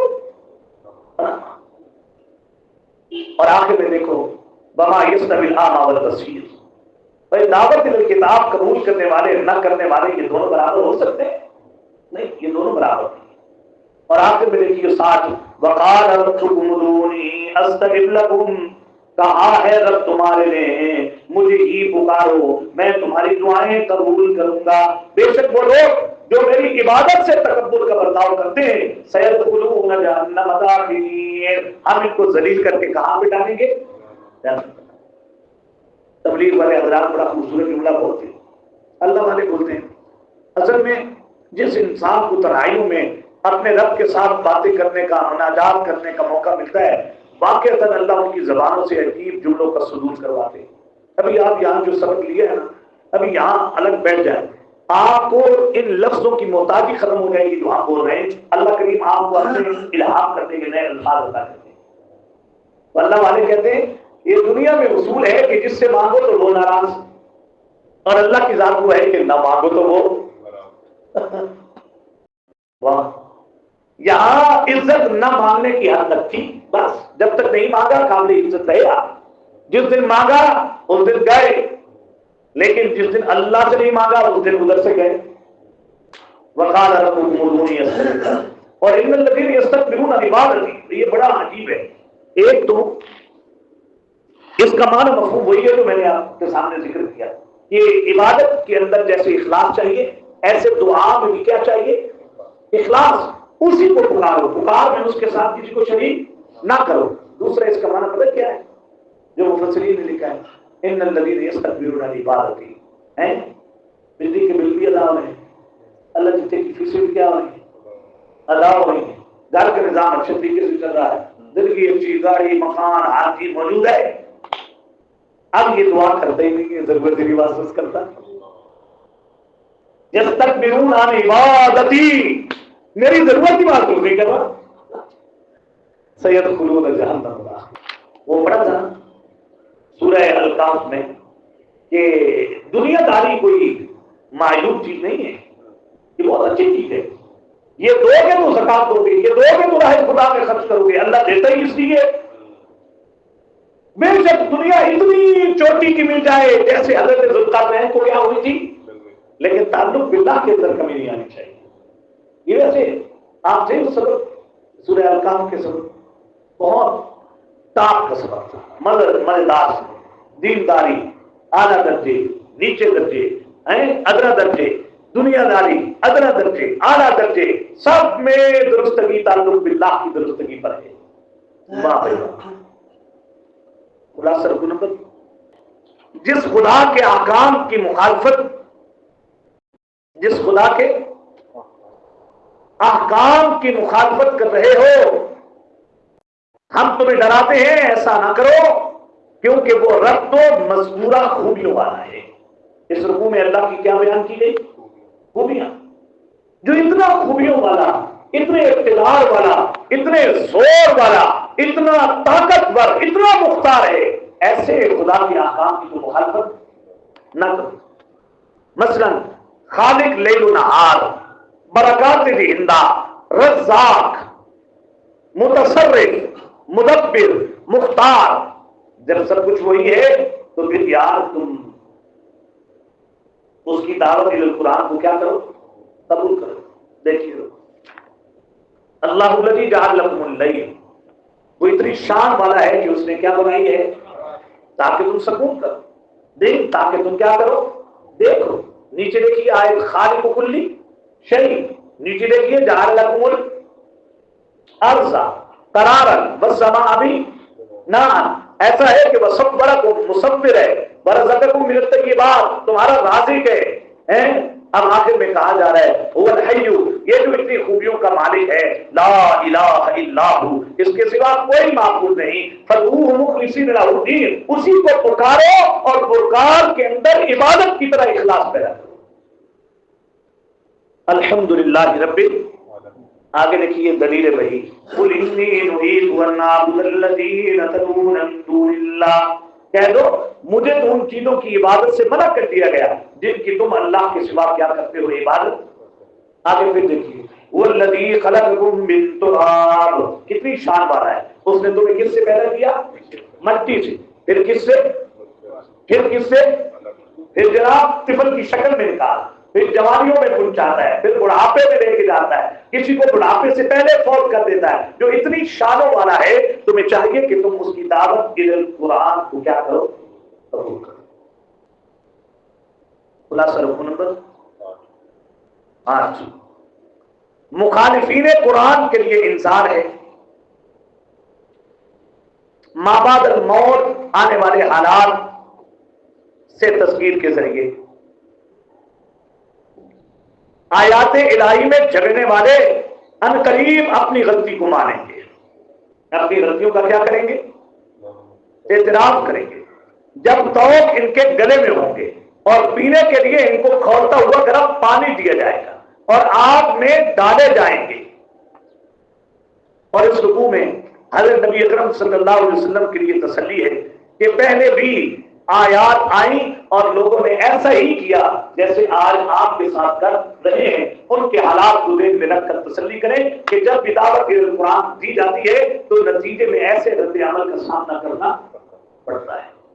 رکو دیکھیں الم تر الی الذین یجادلون فی آیات اللہ، یعنی کیا نہیں دیکھا ان لوگوں کو جو ہماری آیتوں میں آپ کو کیا کر رہے ہیں، جگڑ رہے ہیں، انا یصفون، وہ کہاں پھرے چلے جا رہے ہیں، الذین کذبوا بالکتاب، جنہوں نے ہماری کتاب کو کیا کیا، جھٹلایا، وبما ارسلنا به رسولنا، رسولوں کو دے کر جو کتاب ہم نے بھیجی تھی جھٹلایا، فسوف یعلمون، آج نہیں آج قریب یہ اعتراف کریں گے، کب، اذ الاغلال فی اعناقہم، جبکہ توق ان کے گلوں میں ہوں گے، والسلاسل، زنجیر ان کے گلوں میں ہوگی، یسحبون، یہ گھسیٹے چلے جائیں گے، گھسیٹے جائیں گے، فی الحمیم، کھولتے ہوئے پانی میں، ثم فی النار یسجنون، اور پھر آگ میں یسجنون، یہ جھونکے جائیں، ثم قیل لهم، اور پھر انہیں کہا جائے گا، اینما کنتم تشرکون من دون اللہ، کہاں گئے وہ شریک جن کو تم اللہ کے سوا اپنا معبود سمجھا کرتے تھے، قالوا ضلونا،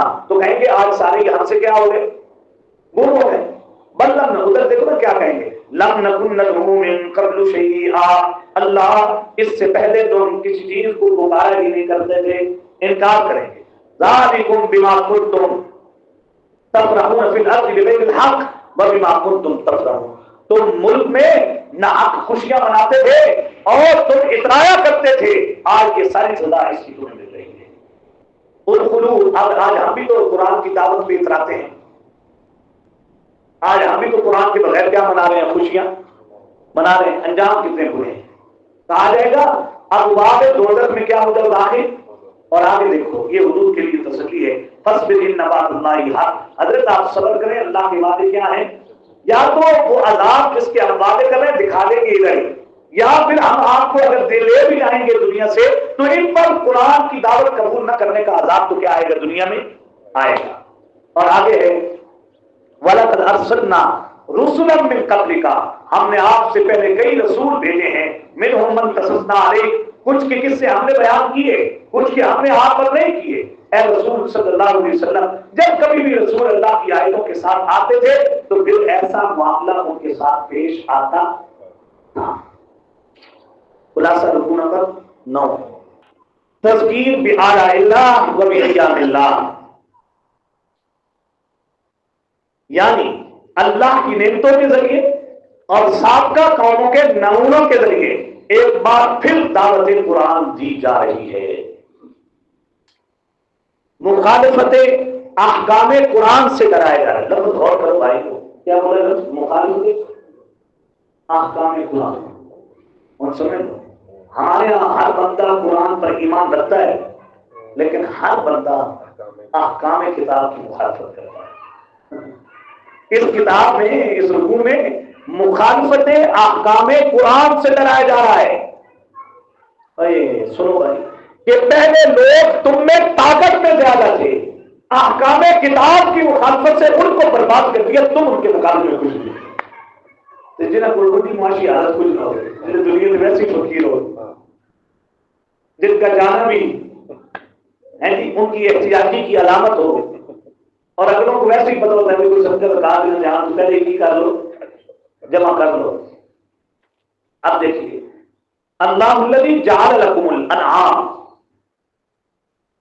صحیح بات ہے نا، اب آ کر پتہ چلتا ہے، اب آپ کو بھی اندازہ ہو گیا الحمدللہ اس دورہ قرآن سے کہ آپ پتہ چلتا ہے کتنی سوچی سازش ہے جی، سوچی ہوئی سازش کتاب اس امت کو قرآن سے دور رکھا گیا ہے، کتنی ایک سازش ہے، نہ اسکول کے سلیبس میں، نہ ماں باپ کی ترجیحات میں، اور ایسی دور میں ہمیں ٹرک کی بتی کے پیچھے لگا دیا ہے کہ شعور قرآن کی طرف نہ جائے۔ اب آپ دیکھیں گے 9 رکوع آپ نے پڑھے، اور ابھی تو آپ سنیں گے، میں نے تو بتایا کہ حوامی نے سب کوئی 7 سنتے ہیں، اور ہر رکوع کا عنوان ہے دعوت قرآن قبول کرو،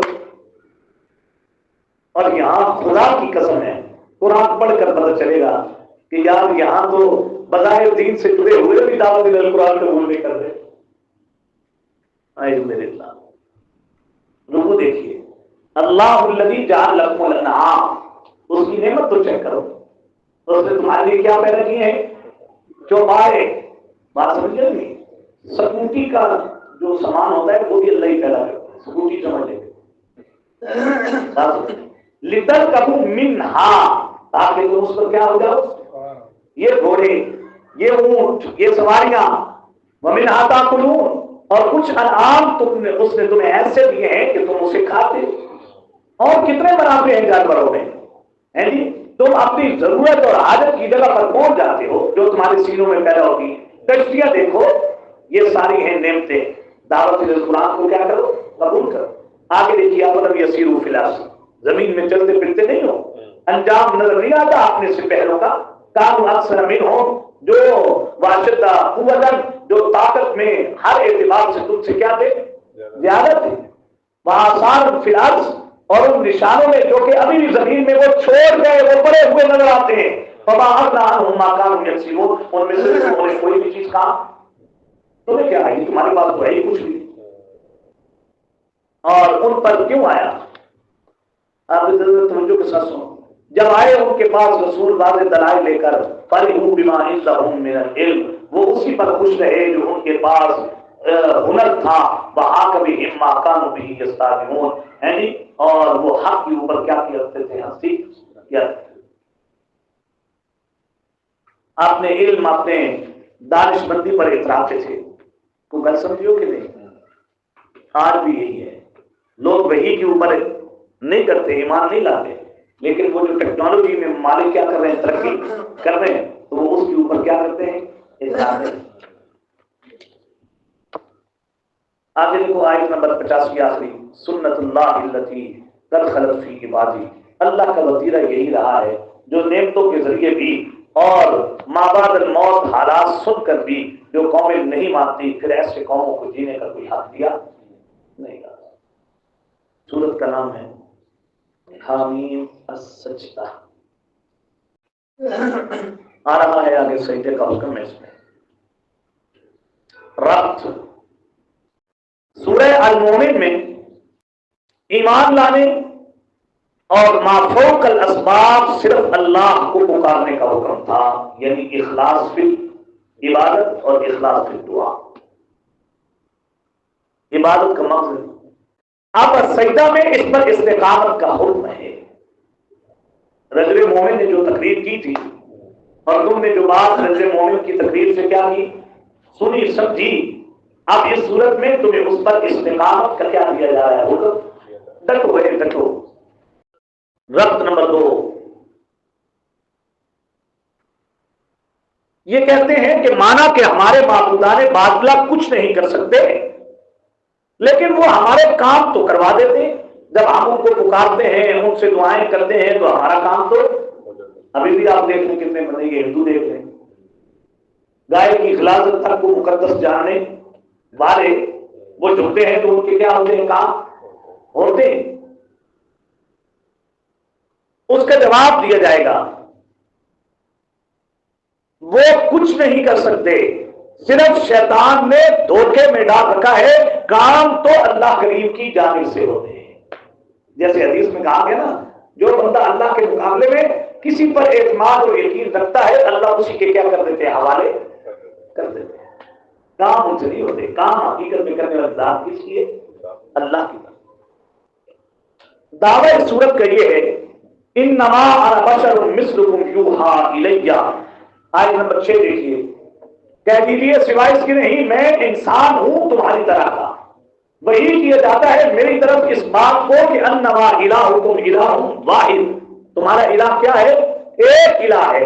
فاستقیموا الیہ، اب تمہیں کہا جا رہا ہے کہ تم اس پر کیا ہو جاؤ؟ استقامت اختیار کرو.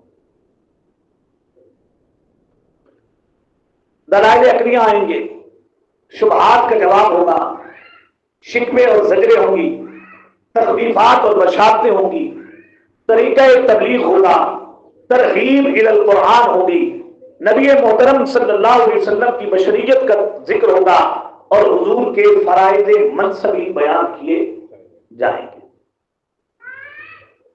موضوع صورت آگے شروع میں حامین کے لئے. اب سنو اور حیران ہو بھائیو، موضوع صورت یہاں بھی دعوت الی القرآن ہے. دعوت الی، پچھلا سورت یاد ہے کہ نہیں؟ کتنے پیارے لفظ ابھی ہم پڑھ کر آئے ہیں. حامیم تنزیل الکتاب من اللہ العزیز علیم غافر ذم وقابل توب. یہاں بھی دیکھیے تنزیل من الرحمن. نہیں، قرآن رحمان اور رحیم کی رحمت کے تقاضے سے نازل ہوا ہے، اور اسی وجہ سے عربی میں نازل ہوا ہے کہ بھی رحمت ہے اس کی۔ ہم سارے فاتحہ میں اللہ کو کہتے ہیں آپ رحمان ہے، رحمان اور رحیم کہہ کے اللہ کو کہتے ہیں اہدنا الصراط، اور اس کی رحمان کی رحمانیت ہی تو ہے کہ اس نے تمہیں قرآن دیا، اب تم دعوت قرآن کو قبول کرو، کیونکہ تنزیل من الرحمان ہے۔ اس کتاب کا اترنا کس کی طرف سے؟ رحمان کی طرف سے، رحیم کی طرف سے اترنا ہے۔ اور پھر کتاب فصلت آیات قرآن، یہ نہ کچھ کہنا کہ پتلی قرآن میں تو کچھ ہے ہی نہیں، قرآن میں تو کچھ، ہر چیز کو کھول کر ہم نے بیان کیا، عربی میں اس کو نازل کیا، اور اس کو نازل کرنے کا مقصد صرف یہ ہے تاکہ تم رحمان کی رحمانیت کو جانو اور تم دعوت الی القرآن کو کیا کرو؟ قبول کرو۔ خلاصہ نمبر 1، دعوت الی القرآن بضمن دعوت الی التوحید ہے۔ بات سنیں، دعوت الی القرآن گویا کہ دعوت الی التوحید ہے، اور دعوت الی التوحید گویا کہ دعوت الی القرآن ہے۔ کفار کا وحی کی دعوت قبول کرنے سے انکار کرنے کا تذکرہ ہے، خرچ نہ کرنے کی سزا کا تذکرہ ہے، اور خرچ کرنے والوں کے لیے ظاہر خدا میں جزا کا تذکرہ ہے۔ اب دیکھیے، حامیم تنزیل من الرحمن الرحیم، کتاب فصلت آیاتہ قرآنا عربیا لقوم بشیرا ونذیرا فأعرض أكثرهم فهم لا يسمعون۔ رحمان کی رحمانیت کے تقاضوں کے تحت جو کتاب اتاری گئی، اکثر لوگ اس سے اعراض کر کے کتاب سنتے ہوئے گزر سمجھے، اور کہتے ہیں فی اکنۃ مما تدعون الیہ، ہمارے دل پردوں میں ہے، ہاں ہمارے کانوں میں بوجھ ہے، ہمارے تمہارے درمیان پردہ ہے، تم اپنی جگہ عمل کرو، اننا عاملون، ہم بھی اپنی جگہ کیا کر رہے ہیں؟ عمل کر رہے ہیں۔ معنی کیا ہے؟ ان لوگوں نے کہا تھا ہمارے کانوں میں پردے ہیں، ان لوگوں نے کہا تھا ہمارے اوپر بوجھ ہے، پردہ ہے، کہیں یار تمہیں دعوت الی القرآن دی جائے تو تم ایسا نہ کہنا، قل انما انا بشر مثلکم۔ آگے کہا جا رہا ہے اس سورت کا دعویٰ فاستقیموا الیہ، تمہیں چاہیے کہ تم اس پر کیا اختیار کرو؟ استقامت۔ اور آگے دیکھو الذین لا یؤتون الزکاۃ، یہ آج ہم نے جمعہ بھی زکات کے موضوع پہ پڑھایا، الحمدللہ صبح یہ سبق لکھ رہا ہوں تو یہ آیت بھی سامنے آئی، اس کا حوالہ بھی کیا، آپ دیکھو ذرا، الذین لا یؤتون الزکاۃ، وہ لوگ جو اپنے مال سے زکات نہیں دیتے، وہم بالآخرۃ ہم کافرون، وہ در حقیقت آخرت کے بھولتے ہوتے ہیں۔ اور ان الذین آمنوا وعملوا الصالحات، بے شک وہ لوگ جو ایمان لائے اور جن نے زکات جیسا نیک عمل کیا، لہم اجر غیر ممنون، ان کے لیے نہ ختم ہونے والا کیا ہے؟ اجر ہے۔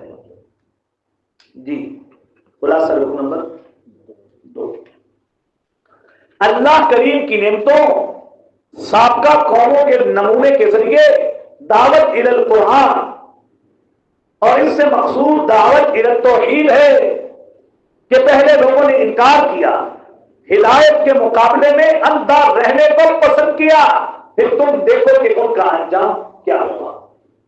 اب آئیے، اَإِنَّكُمْ لَتَكْفُرُونَ بِالَّذِي خَلَقَ الْأَرْضَ فِي يَوْمَيْنِ، کیا تم انکار کرتے ہو اس ذات کا جس نے زمین کو 2 دنوں میں کیا کیا، اس کا شریک ٹھہراتے ہو، حالانکہ اس نے زمین میں پہاڑوں کے بوجھ رکھے، اس میں برکت رکھی ہے جی، اور 4 دن میں اس کی غذاؤں کا اندازہ کیا، سباحا للسائلین، پوچھنے والوں کے لیے پورا ہے، اور پھر ثم استوى الى السماء، وہ ذات آسمانوں کی طرف متوجہ ہوئی، وہ ایک دھواں تھا، فقال لها وللارض ائتيا طوعا وكرها، اس کو زمین کو فرما کر کہا خوشی سے آؤ جبر سے آؤ، انہوں نے کہا اتینا طائعین، اے اللہ ہم تیرا کہنا خوشی سے کیا کرتے ہیں، فقضاهن 7 سماوات۔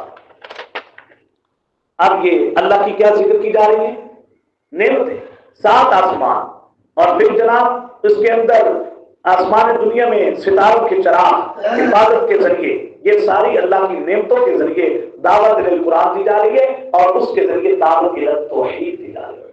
اب آگے دیکھیے فَإِنْ أَعْرَضُوا فَقُلْ أَنذَرْتُكُمْ، سابقہ قوموں کے نمونے، اگر اعراض کرو گے تو میں تمہیں ڈراتا ہوں اس کڑک سے جیسی کڑک عاد اور ثمود کے اوپر آئی تھی۔ تو واضح نہیں کریں۔ اچھا ان کا قصور کیا تھا؟ آپ آگے لفظ دیکھو 14 کے آخر میں، فَإِنَّا بِمَا أُرْسِلْتُم بِهِ كَافِرُونَ، جب ان کے پاس رسول آئے سامنے ان کے پیچھے سے اللہ کے سوا کسی کی عبادت نہ کرو، کہنے لگے اگر ہمارا رب چاہتا تو فرشتے اتار دیتا۔ فَإِنَّا بِمَا أُرْسِلْتُم بِهِ كَافِرُونَ، تم جو دے کر بھیجے گئے ہو ہم اس کا کیا کرتے ہیں؟ انکار۔ دیکھو وہ قومیں تم سے قوت میں کیا تھی؟ زیادہ تھی۔ آگے یہ دیکھیں، آگے ان پر ہوائیں بھیجی، ان کو تباہ کیا۔ آیت نمبر 17 دیکھیے، وَأَمَّا ثَمُودُ فَهَدَيْنَاهُمْ، اور ہم نے قوم سمود کو کیا دی؟ ہدایت، لیکن فَاسْتَحَبُّوا الْعَمَىٰ عَلَى الْهُدىٰ، انہوں نے ہدایت کے مقابلے میں اندھا رہنے کو کیا کیا؟ پسند، ان کو جیل میں کیا کر لیا؟ پکڑ لیا، رسوا کن عذاب دے۔ تو ہم تمہیں دعوت الی القرآن دے رہے ہیں، کہیں ایسا نہ ہو کہ تم سابقہ قوموں کی طرح اندھا رہنا کیا کرو؟ ناراض نہ ہوتے، غلط حقیقت ہے نا، ہماری سوسائٹی کا ہر بندہ بھی آج اندھا رہنا پسند کر رہا ہے۔ اگر کوئی دعوت قرآن قبول نہیں کر رہا یا قرآن کو صحیح طریقے سے لے نہیں رہا، اس کا مطلب یہ ہے کون بات کرو، لوگ عموماً سے کہتے ہیں بس پڑھ لے رہے ہیں، صبح پڑھ لیجیے، یاسین پڑھ لیجیے، رات کو واقعہ پڑھ لیجیے، اور کئی تو ایسے ہیں وہ کہتے ہیں رمضان سے ختم کر لیں قرآن، اور کئی ایسے ہیں بھائی مانتے ہیں نا کہ اللہ کی کتاب ہے، بس اسی پہ اتفاق کرتے ہیں یہ قرآن کی آیت ہے فَاسْتَحَبُّوا الْعَمَىٰ عَلَى الْهُدىٰ۔ ایسے لوگ ہدایت پر آنے کے بجائے اندھا رہنا کیا کرتے ہیں؟ پسند کرتے ہیں۔ خلاصہ رکوع نمبر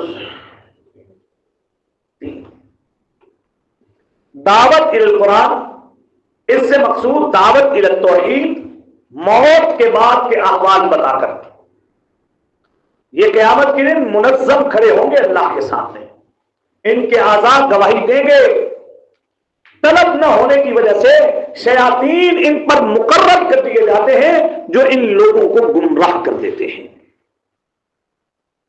اب دیکھیے وَيَوْمَ يُحْشَرُ أَعْدَاءُ اللَّهِ إِلَى النَّارِ فَهُمْ يُوزَعُونَ، جس دن اللہ کے دشمن دوزخ کی طرف بھاگ کے جائیں گے تو روک لیے جائیں گے منظم طریقے سے، حتیٰ اذا ما جاءوا شهد عليهم سموم، یہاں تک کہ جب وہ اس کے پاس آپ پہنچیں گے تو ان پر ان کے کان، ان کی آنکھیں، ان کی کھالیں گواہی دے گی کہ دنیا میں کیا کرتے رہے ہو، اور وہ کہیں گے لجلودہم، اپنی کھالوں سے تم ہمارے خلاف کیوں گواہی دے رہے ہو، تم کھالیں آزاد، تم کیسے بولتی ہو ہمارے بارے میں؟ قالوا انطقنا اللہ الذی، وہ کہیں گے آج ہمیں وہی بلا رہا ہے جس نے ہر چیز کو بولنے کی کیا دی ہے، طاقت دی ہے۔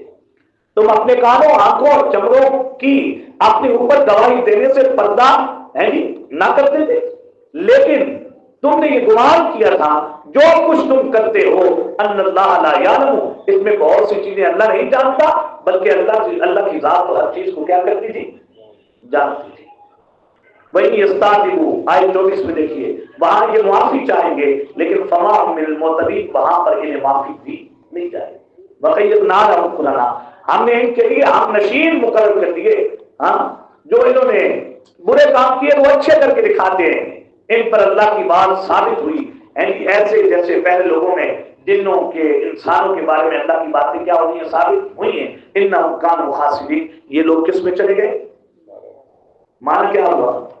اب تمہیں ہم نے سابقہ قوموں کے حوال اور تمہیں ما بعد الموت آنے والے حالات سے آگاہ کر کے کہہ رہے ہیں تم دعوت الی القرآن کو کیا کرو؟ قبول کرو۔ خلاصہ دعوت الی القرآن مقصود دعوت الی التوحید ما بعد الموت کے تذکرے سے۔ اللہ اکبر، آگے کہا جا رہا ہے قرآن سے بڑی سخت عداوت رکھتے تھے، قرآن سے عداوت رکھنے کی سزا پائیں گے اور اس پر استقامت رکھنے والے لوگ جزا پائیں گے۔ کہا گیا تھا نا کہ اب سورہ سجدہ میں کہا جائے گا کہ جو چیز تم نے مومن میں سنی سمجھی ہے تم اس پر کیا کرو؟ استقامت پر جزا پائیں گے۔ اب دیکھیے وقال الذین کفروا لا تسمعوا لهذا القرآن، وقال الذین، اتنی نفرت ہے، عداوت ہے قرآن سے کہ کافر لوگوں کو کہتے ہیں لا تسمعوا لهذا القرآن، یہ قرآن نہ سنو، والغوا، جب یہ پڑھا جائے تو تم شور مچاؤ تاکہ تم کیا آ جاؤ، آ جاؤ، ہم ضرور لنذیقن الذین کفروا، ہم ان کافروں کو سخت عذاب چکھائیں گے، ہم ان کو ان کے برے اعمال کی کیا دیں گے؟ جزا دیں گے۔ اور آگے دیکھیے آیت نمبر 29 میں وقال الذین کفروا ربنا ارنا الذین یضلنا، کافر کہیں گے اے رب ہمارے، ہمیں وہ لوگ دکھا جنہوں نے ہمیں گمراہ کیا تھا جنہوں نے انسانوں میں سے، آج ہم اپنے پاؤں کے نیچے رون دیں تاکہ ہمیں ذلیل کریں۔ ان الذین قالوا ربنا اللہ، بے شک وہ لوگ جن نے کہا کہ ہمارا رب کون ہے، پھر اس پر ڈر ہے، ایسوں پر فرشتے نازل ہوتے ہیں اور فرشتے کہتے ہیں ڈرنا نہیں، غم نہ کرنا، تو پھر اس جنت کی بشارت دے رہے ہیں جو اللہ نے تیار کس کی ہے تمہارے لیے کی ہے۔ خلاصہ نمبر 5،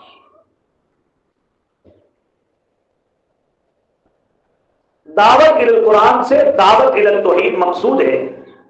سب سے بہتر دعوت الی القرآن والے ہیں، سب سے بہتر دعوت اس کی ہے جو لوگوں کو کس کی دعوت دیتا ہے، دعوت الی القرآن، اور خود نیکی کرنے والے۔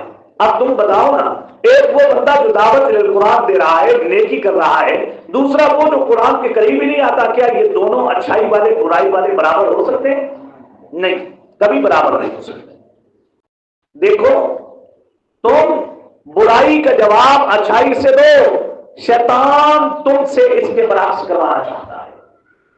تو اچھائی کا برائی کا جواب کس سے دو؟ شیطان یہ چاہتا ہے کہ تم برائی کا جواب کس سے دو؟ ایسا نہ کرو۔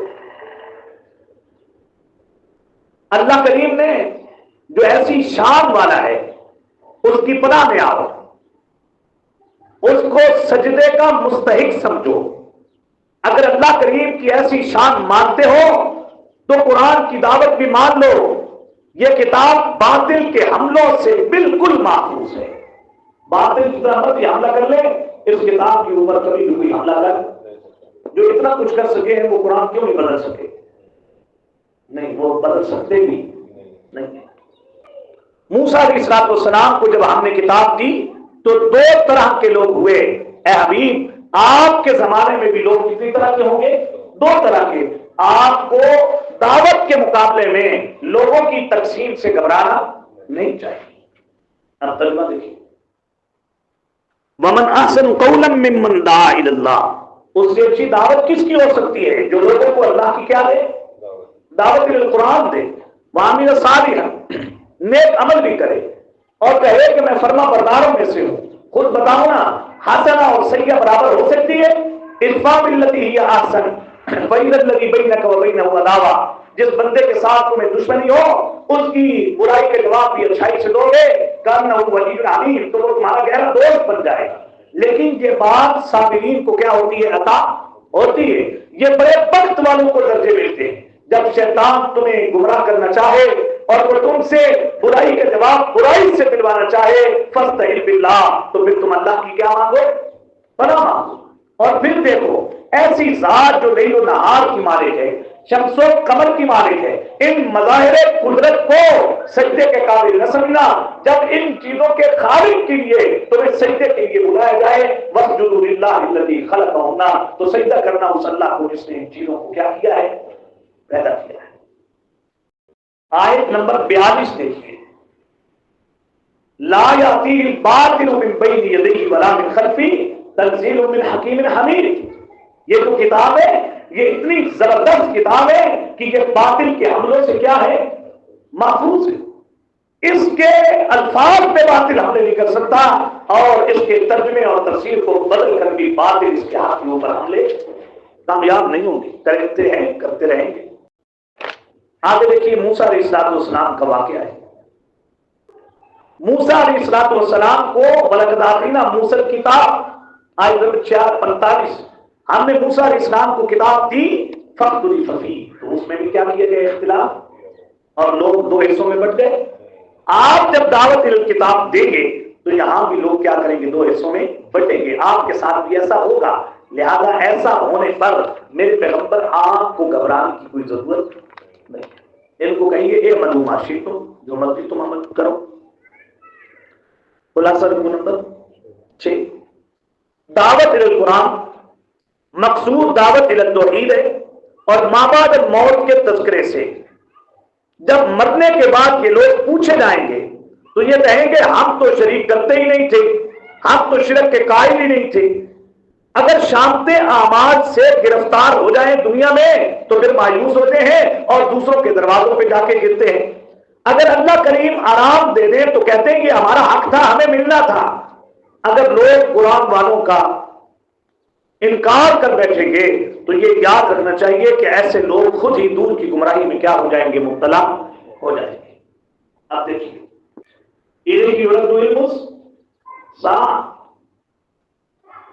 دیکھیے آیت نمبر 47 پارہ شروع ہو رہا ہے۔ وَيَوْمَ يُنَادِيهِمْ أَيْنَ شُرَكَائِي، جس دن انہیں پکارے گا اور وہ اللہ کہے گا أَيْنَ شُرَكَائِي، کہاں ہیں میرے شریک؟ قَالُوا آذَنَّاكَ مَا مِنَّا مِن شَيْءٍ، کہیں گے ہم نے آپ سے عرض کر دیا کہ ہم میں سے کسی کو خبر ہی نہیں کہ آپ کیا کیا کرتے تھے، شریک کیا کرتے تھے۔ وَاللَّهُ مَا كَانُوا يَدْعُونَ مِن قَبْلُ، ان سے وہ سارے آسرے اس سے چھوٹ جائیں گے، بھول جائیں گے، ان کو چھٹکارے کی وہاں پر کوئی بھی جگہ نہیں ملے۔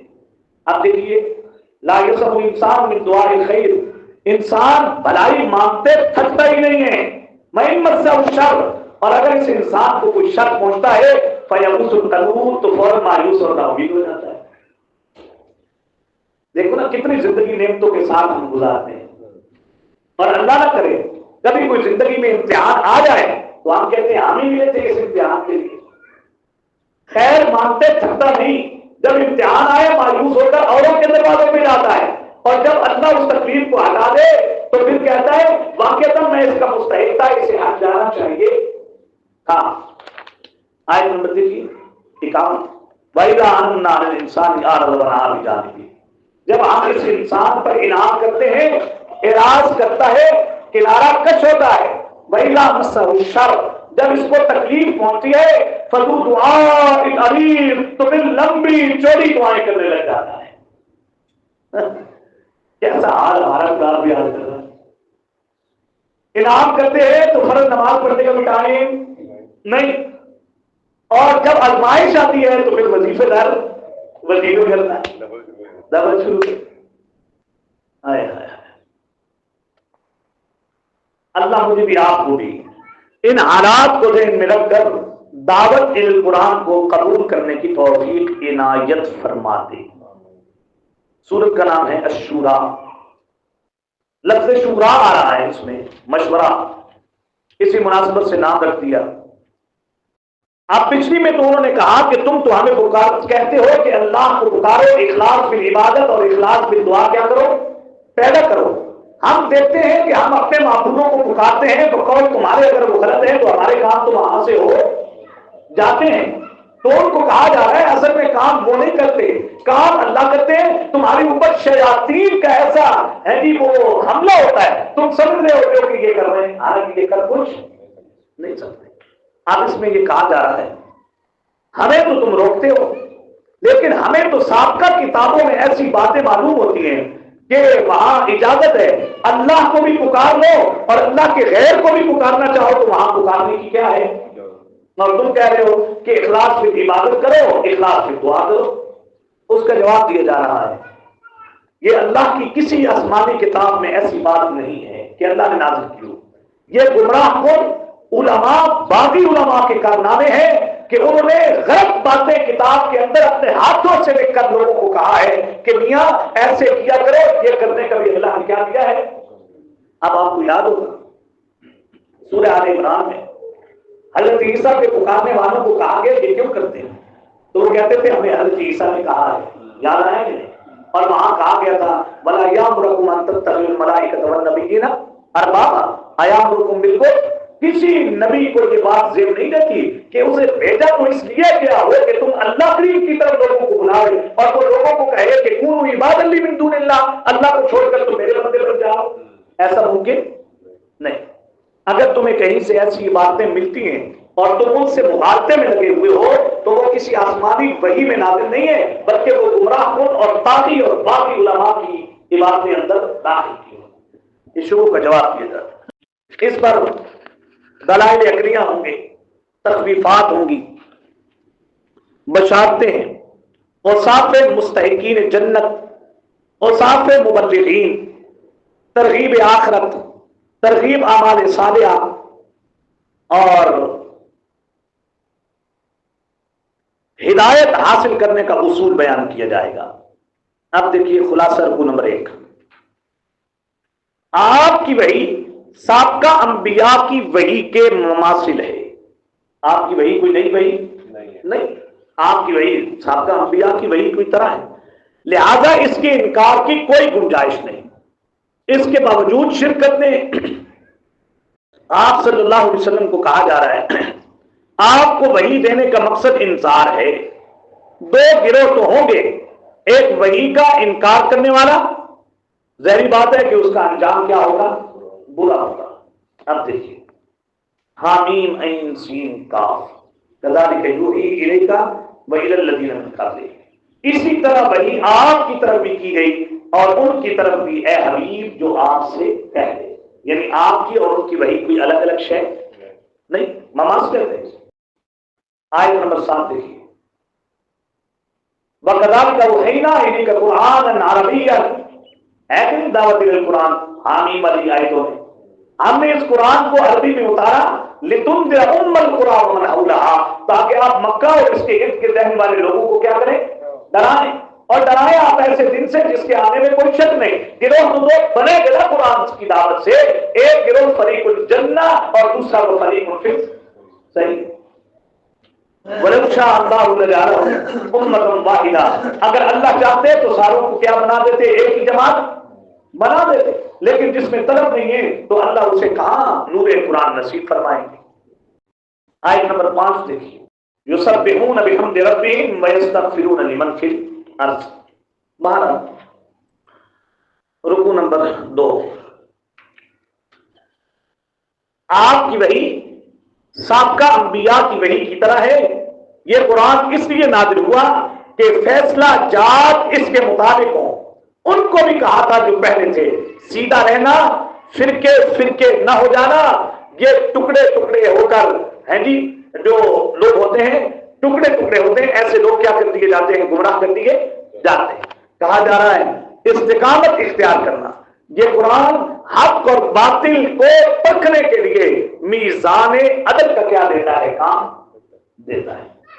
تو جس بندے نے قرآن پکڑا ہی نہیں اس بندے کو کیسے ترازو ملے گا کہ وہ جانے کہ حق کیا ہے اور باطل کیا ہے؟ ہمیں کہا گیا تھا فیصلہ جات قرآن کے مطابق ہو. کہاں ہے فیصلہ جات قرآن کے مطابق؟ کہا گیا تھا سیدھے رہنا، کہاں ہے سیدھے رہے. اور کہا گیا تھا ٹکڑے ٹکڑے نہ ہو جانا. آپ دیکھیں کہ بدلی آدھے حق پردے کتنے ٹکڑوں میں بٹے ہوئے ہیں. ترجمہ دیکھیے وَمَا اخْتَلَفْتُمْ فِيهِ مِنْ شَيْءٍ فَحُكْمُهُ إِلَى اللَّهِ ذَلِكُمُ اللَّهُ رَبِّي عَلَيْهِ تَوَكَّلْتُ وَإِلَيْهِ. نیچے آئیے آیت نمبر 13 دیکھیے شرع لکم من الدین، تمہارے لیے وہی دین مقرر کیا ہے ما وصى به نوحا، جس کا حکم ہم نے نوح کو دیا تھا. آپ کی طرف وہی کی جو وہی ہم نے ابراہیم و موسیٰ عیسیٰ کی طرف کی ہے. مانا یہ کہ آپ کی وحی اور اس وحی میں کوئی فرق مماثلت ہے. اچھا یہ وحی ہے کیوں؟ ان اقیم الدین، تم دین پر ثابت قدم رہنا، ولا تتفرقوا، اور تم کبھی بھی ٹکڑوں میں تقسیم نہ ہونا. 15 نمبر آیت دیکھیں فَلِذَٰلِكَ فَادْعُ وَاسْتَقِمْ كَمَا أُمِرْتَ، ڈٹیے جیسے آپ کو حکم دیا گیا، خواہشات کا اتباع نہ کریں. کہیں میں ایمان لایا اس پر جو اللہ نے کتاب نازل کی ہے، مجھے حکم دیا گیا لِآتِیَ بَیْنَکُمْ کہ میں اس قرآن کے ذریعے فیصلہ جات کروں، انصاف کروں. اللہ ہمارا تمہارا رب ہے، ہمارے لیے ہمارے عمل، تمہارے لیے تمہارے عمل ہیں جی، اور ہمارے اور تمہارے درمیان کوئی جھگڑا نہیں. اللہ سب کو جمع کر دے گا.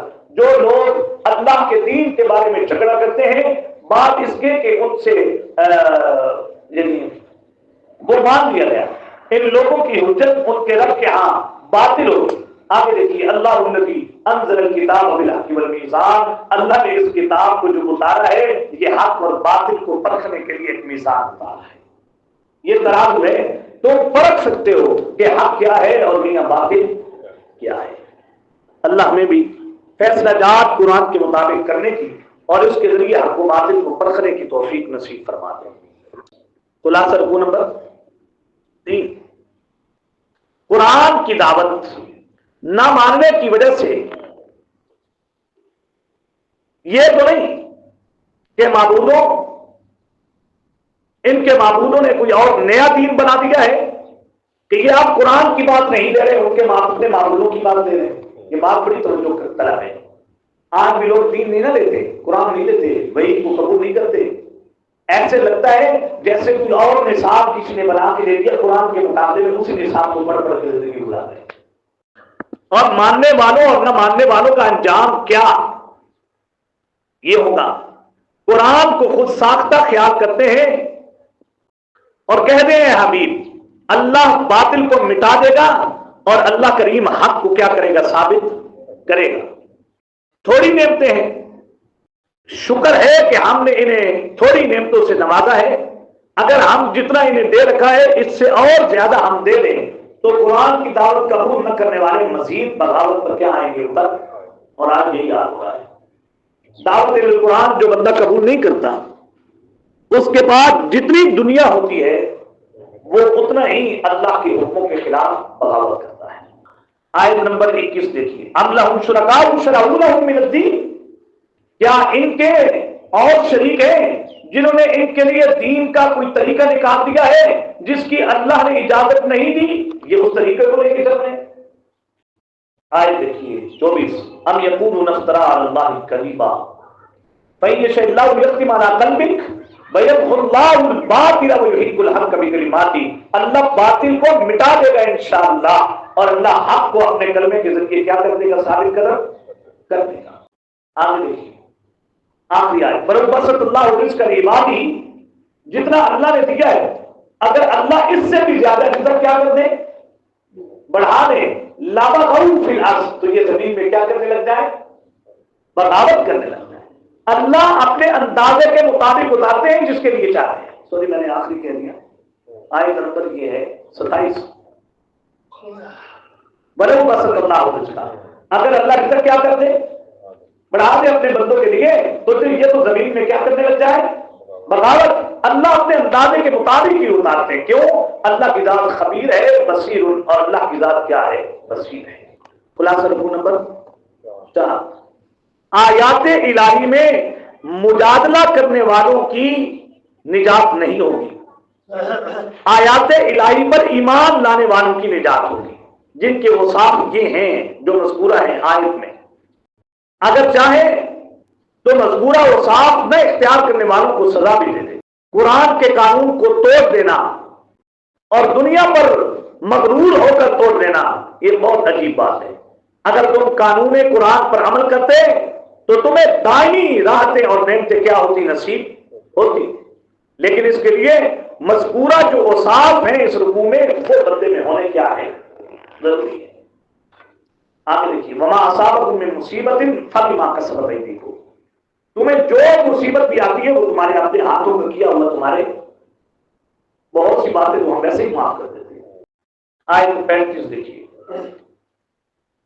وَيَعْلَمَ الَّذِينَ يُجَادِلُونَ فِي آيَاتِنَا، اور جان لیں وہ جو ہماری آیتوں میں جھگڑا کرتے ہیں، مَا لَهُم مِّن مَّحِيصٍ، ان کے لیے پھر کوئی جائے پناہ. اچھا یہ کیوں کرتے ہیں آیات الہی میں جھگڑا؟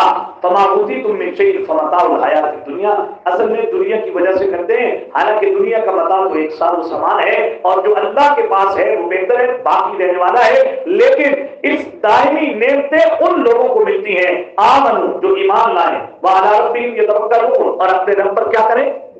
بھروسہ کریں، اور کبیرہ گناہوں سے اجتناب کریں، فحش سے بچیں، اور جب وہ غصے میں آتے ہیں تو معاف کر دیتے ہیں، اور اپنے رب کا کہنا مانتے ہیں، نمازوں کو قائم کرتے ہیں، آپس میں مشورہ کرتے ہیں، جو ہم نے دیا ہوتا ہے اس میں سے خرچ کرتے ہیں.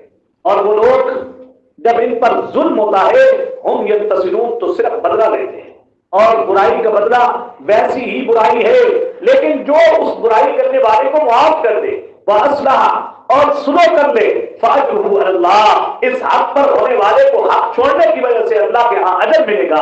إِنَّهُ لَا يُحِبُّ الظَّالِمِينَ، اللہ تو ظالموں کو پسند نہیں کرتا. اس کتاب سے مستفید ہونا ہے تو یہ اوصاف اختیار کرنے پڑے. وَلَا مَنِ انتَصَرَ بَعْدَ ظُلْمِهِ، اور جو کوئی ظلم اٹھانے کے بعد بدلہ لے لے تو ان پر کوئی الزام نہیں. الزام تو ان پر ہے جو لوگوں پر ظلم کرتے ہیں، ملک میں ناحق سرکشی کرتے ہیں، ان کے لیے دردناک عذاب ہے. البتہ جس نے صبر کیا اور معاف کر دیا بڑی بات ہے، لیکن ان ذالک لمن عزم الامور، کی ہمت کے کاموں میں سے کیا ہے؟ کام ہے. اللہ ہمیں بھی درگزر کرنے والا مزاج اپنے فضل سے نصیب فرما دیں، تاکہ یہ اوصاف نصیب ہوں اور دائمی نعمتیں نصیب ہوں، اور قانون قرآن توڑنے کے بجائے اللہ ہمیں عمل کی توفیق دے، اور وہ دنیا جس پر مغرور ہو کر دنیا قانون قرآن توڑتی ہے، اللہ ایسی دنیا سے ہماری حفاظت فرما دے۔ ہاں جی، رکوع نمبر 5، دعوت القرآن، ہدایت اللہ کریم کے اختیار میں ہے۔ کہا جائے گا تبلیغ آپ کی ذمہ داری ہے۔ واہ بھائی واہ، بڑی توجہ سے سنیے گا۔ جیسے اولاد دینے کے فیصلے ہم کرتے ہیں، ایسے وحی نازل کرنے کے فیصلے بھی ہم ہی کرتے ہیں، کیونکہ علیم بھی ہم ہیں اور خبیر بھی۔ کسی کو بیٹیاں، کسی کو کچھ بھی نہیں دیتے، یہ ہم علیم و قدیر ہیں۔ جیسے وہاں ہمارے فیصلے ہوتے ہیں نا، ایسے یہاں تعلیم قرآن میں بھی ہمارے ہی فیصلے ہوتے ہیں۔ وحی کا علم کسے دینا ہے اور کسے اللہ۔ آپ کو وحی دے کر صراط مستقیم بیان کیا جا رہا ہے۔ ترجمہ دیکھیے، وَمَن يُضْلِلِ اللَّهُ فَمَا لَهُ مِن وَلِيٍّ مِّن بَعْدِهِ، جسے اللہ گمراہ کرتے ہیں اسے پھر کوئی ہدایت۔ ظالموں کو دیکھیں گے، جب وہ عذاب دیکھیں گے تو کہیں گے کیا پلٹ جانے کا کوئی موقع ہے؟ آپ انہیں دیکھیں، دوزخ کے سامنے لائے جائیں گے، ذلت کے مارے جھکے ہوئے ہوں گے، آنکھوں کے کناروں سے دیکھے گئے ہوں گے، اور کہیں گے وہ لوگ کہیں گے ایمان والے، بے شک آج خسارے میں ہیں وہ لوگ جنہوں نے دنیا میں اپنے آپ کو اور اپنے گھر والوں کو کس میں ڈالا؟ خسارے میں۔ اللہ، ان کا کوئی مددگار نہیں ہوگا۔ استجیبوا لربکم من قبل ان یاتی یوم، اپنے رب کا کہنا مانو اس دن کے آنے سے پہلے، جس دن کے ٹلنے کا کوئی تصور نہیں۔ اس دن تمہاری کوئی جائے پناہ نہیں ہوگی اور تم نہ انکار کر سکو گے۔ فَإِنْ أَعْرَضُوا، اگر دعوت القرآن کے بعد یہ لوگ اعراض کریں تو میرے پیغمبر ان کو کہیے میں نگران کوئی ہوں تمہارے اوپر، میرے ذمہ صرف تبلیغ ہے۔ ہاں، اور جب ہم انسان کو رحمت چکھاتے ہیں تو خوش ہو جاتا ہے، اور جب اس کے گناہوں کے سبب اس پر کوئی مصیبت آتی ہے تو ناشکرا ہو جاتا ہے۔ اللہ ہی کے لیے ہے زمین و آسمان کی بادشاہی، جس کے لیے چاہتا ہے جو چاہتا ہے پیدا کرتا ہے، جسے بیٹیاں دے، جسے چاہے بیٹے دے، جسے چاہے ملا کر دے، جسے چاہے بانٹ کر دے، کچھ نہ دے، وہ علیم و قدیر ہے۔ اسی کے علیم و قدیر ہونے کے تقاضے ہیں۔ وما کان لبشر ان یکلمہ اللہ الا وحی، کسی انسان کام میں کہ اس سے اللہ کلام کرے مگر بذریعہ وحی کرتا ہے، یا پردوں کے پیچھے سے کرتا ہے، یا فرشتے بھیج کر کرتا ہے۔ وہ جس پہ چاہتا ہے وہی نازل کر دیتا ہے، کیونکہ وہ علیم و قدیر ہے۔ اے حبیب، آپ کی طرف اپنے حکم سے ہم نے قرآن نازل کیا ہے۔ آپ نہیں جانتے تھے کہ کتاب کیا ہے، ایمان کیا ہے، لیکن ہم نے قرآن کو ایسا نور بنایا، اس کے ذریعے سے ہم اپنے بندوں میں سے جسے چاہتے ہیں ہدایت کرتے ہیں۔ آپ کو قرآن کیوں دیا؟ لتہدی الی صراط مستقیم، تاکہ آپ قرآن کے ذریعے لوگوں کو کہاں لائیں؟ صراط۔ سورت کا نام ہے زخرف۔ زخرف کا لفظ ہے اس میں، اسی وجہ سے اس کا نام ہے سونا۔ اب کہا جا رہا ہے کہ پچھلی صورت میں کہتے تھے کہ شفیع ہیں، اب کہا جا رہا ہے کہ اللہ کے ہاں کوئی شفیع قاری نہیں ہے۔ دلائل ہوں گے، زجرے ہیں، بشارتیں ہیں، شکوے ہیں، جوابات ہیں، حقارت دنیا ہے، سوال کا جواب ہے، یہ اس میں ذکر کیا جا رہا ہے۔ خلاصہ رکو نمبر 1، تمہارے اعراض کی وجہ سے قرآن اٹھایا نہیں جا سکتا، وہ لوح محفوظ میں ہے۔ مانو گے تو اپنے ہی فائدہ، تمہارے نہ ماننے سے قرآن اٹھایا۔ اعراض کے نتیجے پہلوں کی طرح ہوں گے۔ جب خالق مانتے ہو تو اس کے قانون کو کیوں نہیں مانتے ہو؟ کیسی کیسی نعمتیں دی ہیں اس نے، عجیب فیصلے کرتے ہو تم یار۔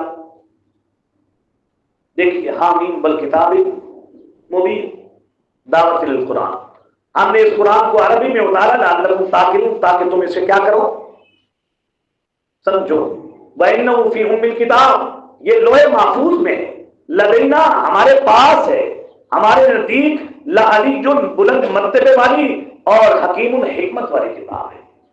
اب منزل عنکم الذکر صفحا، کیا تمہارے سمجھانے سے ہم اس لیے منہ پھیر لیں گے کہ تم بےہودہ لوگ ہو؟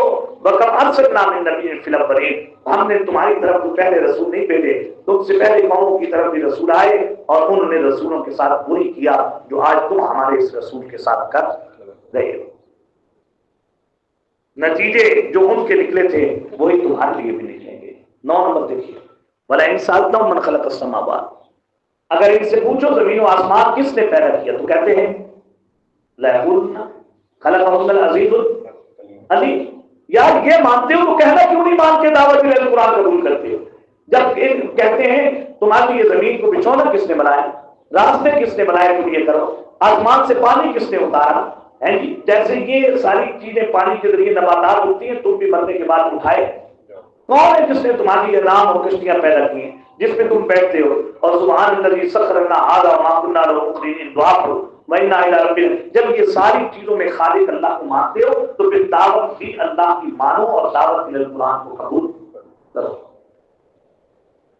خلاصہ رکو نمبر 2، دعوت الى القرآن ہے، اولاد مانتے ہیں اللہ کی، کیا ان کے پاس کوئی کتاب ہے قرآن کے علاوہ جس کو یہ پکڑے بیٹھے ہیں؟ پہلوں کی طرح ہلاک کر دیے جائیں گے، اور پہلوں کی ہلاکت کی وجہ یہ تھی کہ وہ آبائی دین کو چھوڑنے کے لیے تیار نہیں تھے۔ قرآن کے مخاطبین اور مکے والوں، جب تمہیں بھی دعوت قرآن دی جاتی ہے تو تم بھی کہتے ہو ہم اپنے آبا کے دین کو چھوڑنے کے لیے تیار، پھر تمہارے ساتھ بھی وہی ہوگا جو ان کے ساتھ ہوا تھا۔ لہٰذا دعوت قرآن قبول کرو۔ ہم اتخذ مما یخلق بنات، اللہ کے لیے اللہ کی مخلوقات میں سے کیا بناتے ہیں اور اپنے لیے کیا چنتے ہیں؟ جب انہیں بیٹی کی خوشخبری دی جاتی ہے جی، جس چیز کی رحمان کے لیے مثالیں دیتے ہیں، ان کے چہروں پر سیاہی آ جاتی ہے، ہاں دل اٹھتے ہیں ان کے، کیا اس کے لیے جو زیور میں بنتی ہے وہ ہے جی اب میں کیا اس کے لیے وہ ہے جو زیور میں بنتی ہے؟ اللہ کے لیے یعنی بہو فی الخصام غیر مبین، اور وہ جھگڑے میں بات بھی نہیں کر سکتی، کمزور ہے نا عورت۔ اب عورت اللہ کریم کے لیے بیٹیاں مانتے ہیں اور اپنے لیے کیا مانتے ہیں؟ بیٹے۔ وجعل الملائکۃ الذین هم عباد الرحمن اناثا، آخر میں دیکھیے 22 نمبر،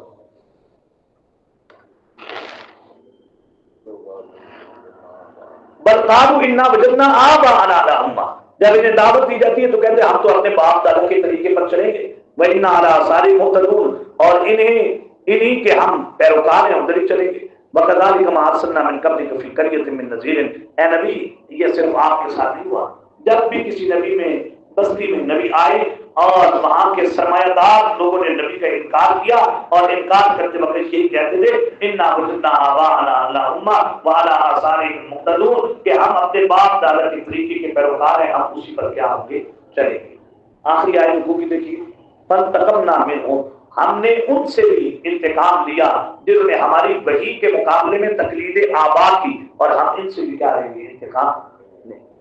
خلاصہ نمبر 3، دعوت القرآن، جس ابراہیم کا نام لیتے ہو، اپنے باپ دادا کہتے تھے نا، باپ دادا کے طریقوں پہ چلتے ہیں، وہ تو توحید پرست انسان تھے، انہوں نے تو اپنی اولاد چھوڑی تھی، اصل دنیا کے سامان کی وجہ سے مغرور ہیں۔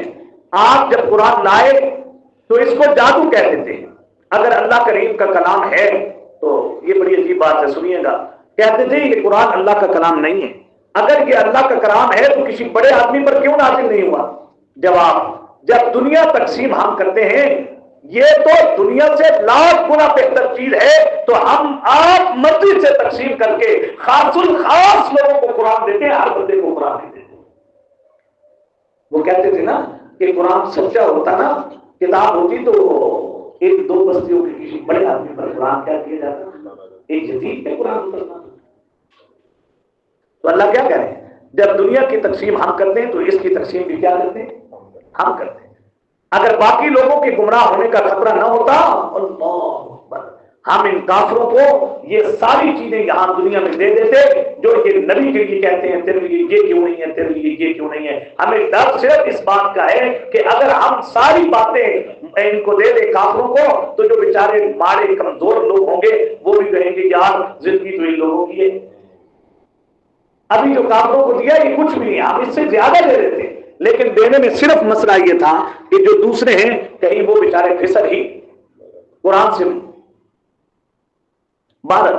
یہ عجیب ہے، آخری آیت اس رکوع کی کہ بڑی عجیب بات ہوتی ہے، مَمَن یعش عن ذکر الرحمن، تو کہتے ہیں رکوع میں جو آدمی رحمان کے ذکر سے اعراض کرتا ہے اللہ شیاطین اس کے دوست بنا دیتا ہے، وہ اس کو سیدھی راہ سے روکتے ہیں۔ جو رحمان کے ذکر سے کیا کرتے ہیں؟ اعراض، شیطان ان کے ساتھی بن جاتے ہیں، پھر شیطان ان کو سیدھی راہ سے روکتے ہیں، وَيَحْسَبُونَ أَنَّهُمْ مُهْتَدُونَ، اور وہ سیدھی راہ سے رک کر بھی اپنے لیے ہدایت پر ہونے کا گمان کرتے ہوتے ہیں۔ یہ آج سچی بات ہے۔ وَإِذْ قَالَ إِبْرَاهِيمُ لِأَبِيهِ وَقَوْمِهِ، کس باپ دادا کی بات کرتے ہو؟ حضرت ابراہیم تو وہ شخص تھے جنہوں نے اپنے باپ اور اپنی قوم کو کہا تھا کہ میں تم سے کیا کرتا ہوں؟ برات کا، جن کی تم عبادت کرتے ہو۔ آگے دیکھیے 30 نمبر، جب ان کے پاس حق آیا تو کہنے لگے کہ یہ تو سحر ہے، ہم اس کا کیا کرتے ہیں انکار، اور کہنے لگے یہ قرآن حق ہونے کی دلیل تو یہ ہوتی لولا نزل هذا القرآن على رجل من القريتين، ان بستی کے کسی بڑے آدمی پر کیا کیا جاتا اتارا۔ ان کو پوچھو تم تقسیم کرتے ہو اپنے رب کی راہ یا ہم تقسیم کرتے ہیں؟ جب روزیاں ہم تقسیم کرتے ہیں تو اس کے فیصلے بھی ہم کرتے ہیں جس کے لیے چاہتے ہیں۔ آگے دیکھیے 33، اگر یہ نہ ہوتا کہ سب لوگ ایک طریقے کے ہو جائیں گے، یعنی بندے نیک بھی بیچارے بھٹک نہ جائیں، تو جو اللہ کے منکر ہیں ان کے گھروں کی چھتیں، ان پر چڑھنے کی سیڑھیاں ہم چاندی کی کر دیتے، والی بیوتہم ابوابا، ان کے دروازے، ان کے گھروں کے دروازے وہ تک بھی چاندی کے کر دیتے جن پر یہ تکیے لگاتے ہیں، وزخرفا، اور ہم سونے کے کر دیتے۔ لیکن یاد رکھو یہ سب دنیا کا متاع ہے، متقیوں کے لیے آخرت میں اس سے بھی بہتر ہے۔ خلاصہ رکو نمبر 4، دعوت الی القرآن۔ اے نبی صلی اللہ علیہ وسلم آپ قرآن کو مضبوطی کے ساتھ پکڑیں، یہ آپ کی اور آپ کی امت کا شرف ہے۔ قرآن کو کیا پکڑے؟ یہ آپ کا اور آپ کی امت کا کیا ہے؟ شرف ہے۔ خلاصہ دیکھیے، یہ اوپر کے رکوع میں گزر گئی بات کہ جو رحمان کے ذکر سے منہ موڑتا ہے شیطان اس کے کیا بن جاتے ہیں؟ ساتھی۔ وہ غلط راہ پر ہو کر بھی اپنے آپ کو ہدایت پہ گمان کر رہا ہوتا ہے۔ بات سنیے، آگے دیکھیے، کیا میرے پیغمبر جو بہرا ہے، اندھا ہے، آپ اسے راہ دکھا سکتے ہیں؟ نہیں۔ آگے دیکھیے 43 نمبر میں، فاستمسک بالذی اوحی الیک، آپ کی طرف جو وحی کی جا رہی ہے آپ اس کو مضبوطی سے پکڑیں، انک علی صراط مستقیم، اور قرآن کو پکڑنا صراط مستقیم پر ہونے کی علامت ہے۔ وَإِنَّهُ لَذِكْرٌ لَكَ وَلِقَوْمِكَ، اے حبیب یہ قرآن آپ کے لیے بھی شرف ہے اور آپ کی قوم کے لیے بھی کیا ہے؟ اگلے لفظ پڑھو قبلہ وَسَوْفَ تُسْأَلُونَ، کل قیامت کے دن اس شرف کی قدردانی کے بارے میں تم سے سوال کیا جائے گا۔ دیکھ سکتے ہیں خلاصہ رکھو نمبر 5، قصہ موسیٰ علیہ السلام و فرعون کے ذریعے دعوت القرآن ہے۔ فرعون نے ایسی ہی باتوں کے ذریعے اپنی قوم کو آیات الہی سے روکا تھا، جو انجام فرعون کا ہوا وہی انجام کیا ہوگا؟ تمہارا ہوگا۔ اب تذکیر بھی ایام اللہ ہے، اس کے ذریعے ہم تمہیں دعوت القرآن دے رہے ہیں۔ اب دیکھیے وَلَقَدْ أَرْسَلْنَا مُوسَىٰ بِآيَاتِنَا، حضرت موسیٰ علیہ السلام ہماری آیات لے کر فرعون اور سرداران فرعون کی طرف آئے، کہا میں رسول رب العالمین کی طرف سے۔ جب ان کے پاس آئے تو انہوں نے ہنسی اڑائی، آیات کے ساتھ مذاق کرنے لگے۔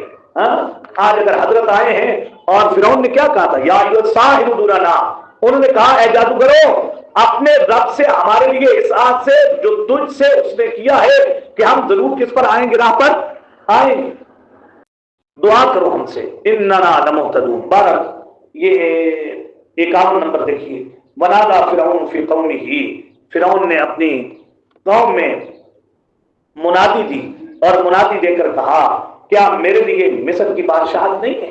یہ نہر کیا میرے حکم سے چلتی نہیں ہے؟ کیا تم موسیٰ کی لائی ہوئی آیات پر ایمان لاؤ گے، میری طرف نہیں دیکھو گے؟ کیا میں اس سے بہتر نہیں ہوں؟ اللہ ہوا مہین، وہ تو ذلیل ہے، ولا یکاد یبین، وہ تو صاف بات نہیں کر سکتا۔ حضرت موسیٰ کے بارے میں کہتا تھا، پھر اس کے لیے سونے کے ٹنڈن کیوں نہیں؟ اگر موسیٰ حق ہے اس کے بعد فرشتہ کیوں نہیں اس کا ساتھی؟ پر اس نے اپنی قوم کو احمق بنایا، فَأَطَاعُوهُ، اور قوم نے اس کی کیا کی؟ اطاعت کی۔ انہم کانوا قوما فاسقین، اصل میں وہ قوم ہی کیا تھی؟ فاسق۔ پھر ہم نے جب انہوں نے ہمیں غصہ دلایا، انتقمنا منہم، تو ہم نے ان سے کیا لیا؟ انتقام ہم نے تمام کو غرق کر دیا، ہم نے ان کے گئے گزرے اور پیچھے آنے والوں کے لیے کہاوتیں بنا ڈالی۔ اگر تم دعوت الی القرآن قبول نہیں کرو گے تمہارے ساتھ بھی وہی کیا جائے گا جو اس قوم کے ساتھ کیا گیا۔ اور اگر حضرت موسیٰ کو اس نے ساحر کہا، حضرت موسیٰ کے پاس دنیا نہ ہونے کے اس نے تانے دیے اور اپنی قوم کو حضرت موسیٰ کے بارے میں باتیں کر کے آیات الہی سے اس نے روکا ہے، تو جو انجام اس فرعون کا ہوا تھا آج قرآن سے روکنے والوں کا انجام بھی وہی ہوگا۔ وآخر دعوانا الحمدللہ رب العالمین۔ وهذا صراط ربك مستقيما، اور یہی تمہارے پروردگار کا سیدھا رستہ ہے۔